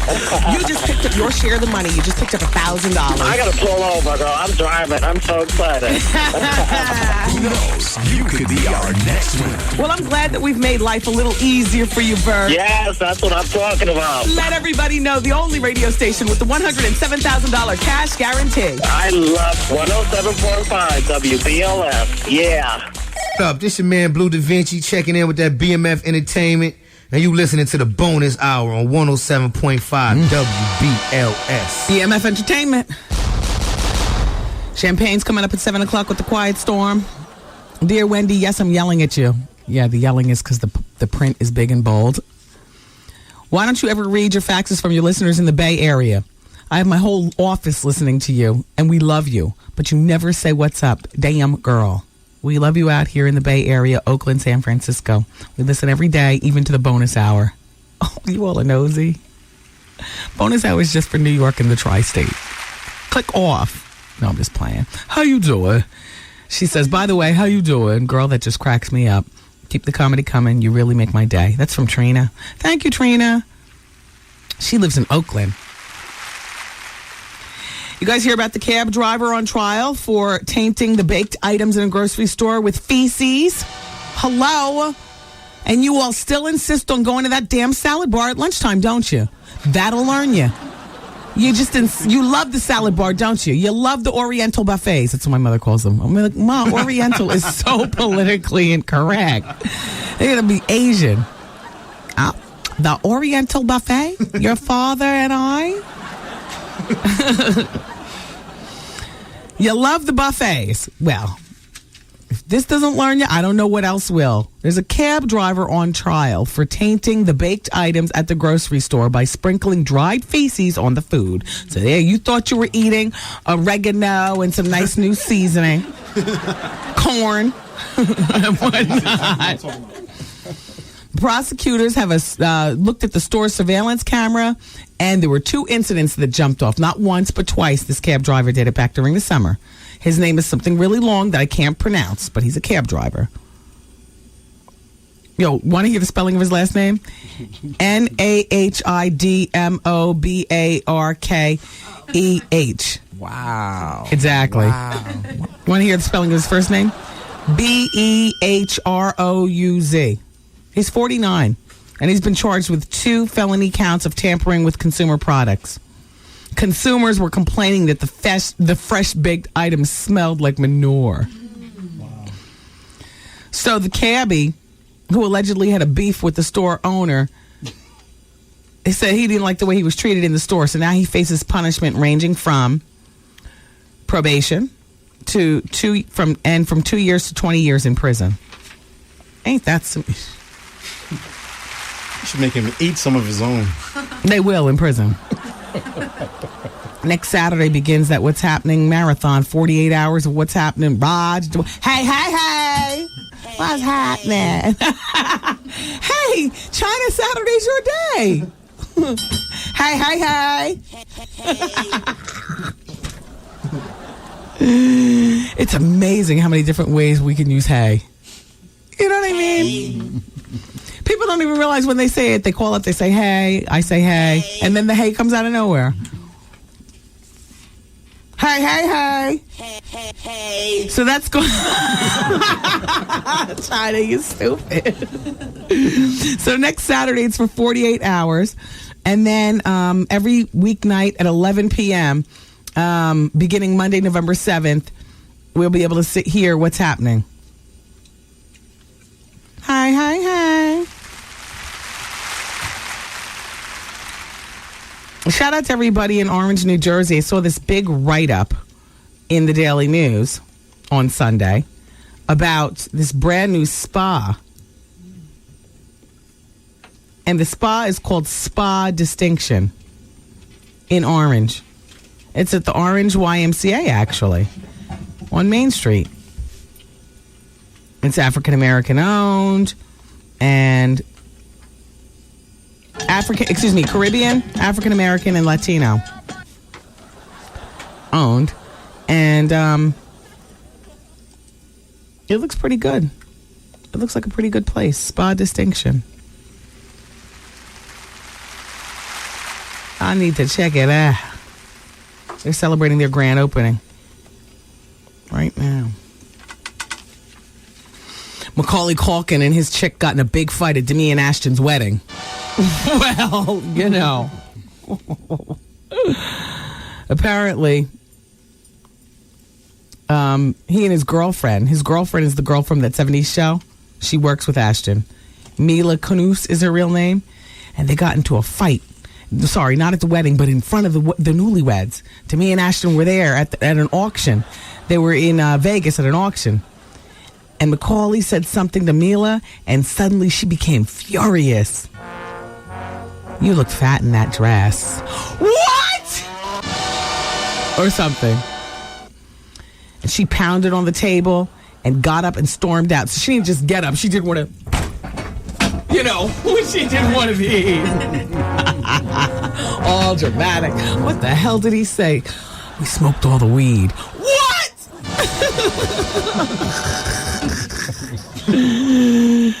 Oh, boy.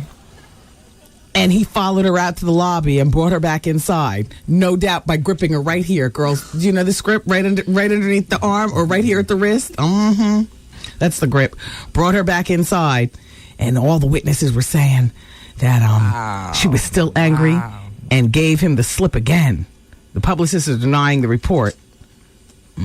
I believe it. Sounds more dramatic if it's true. Let's go to the telephone for some last-minute goodbyes. Do you know what the number 40.6 represents?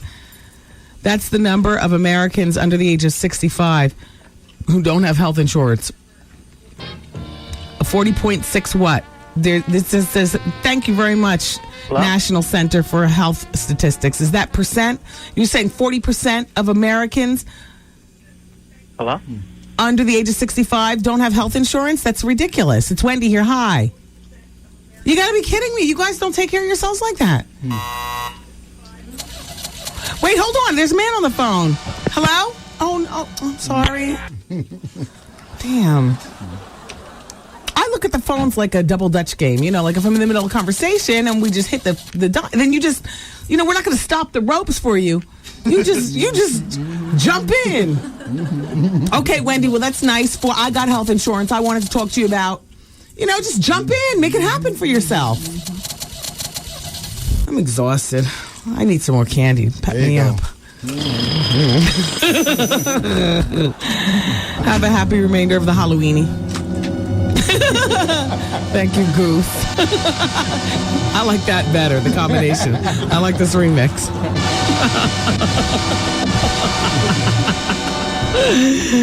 You guys have a lovely, like I said, remainder. Enjoy the radio stylings of Champagne in for Vaughn Harper and the fabulous Quiet Storm. I'm going home. There's some houses I need to look into.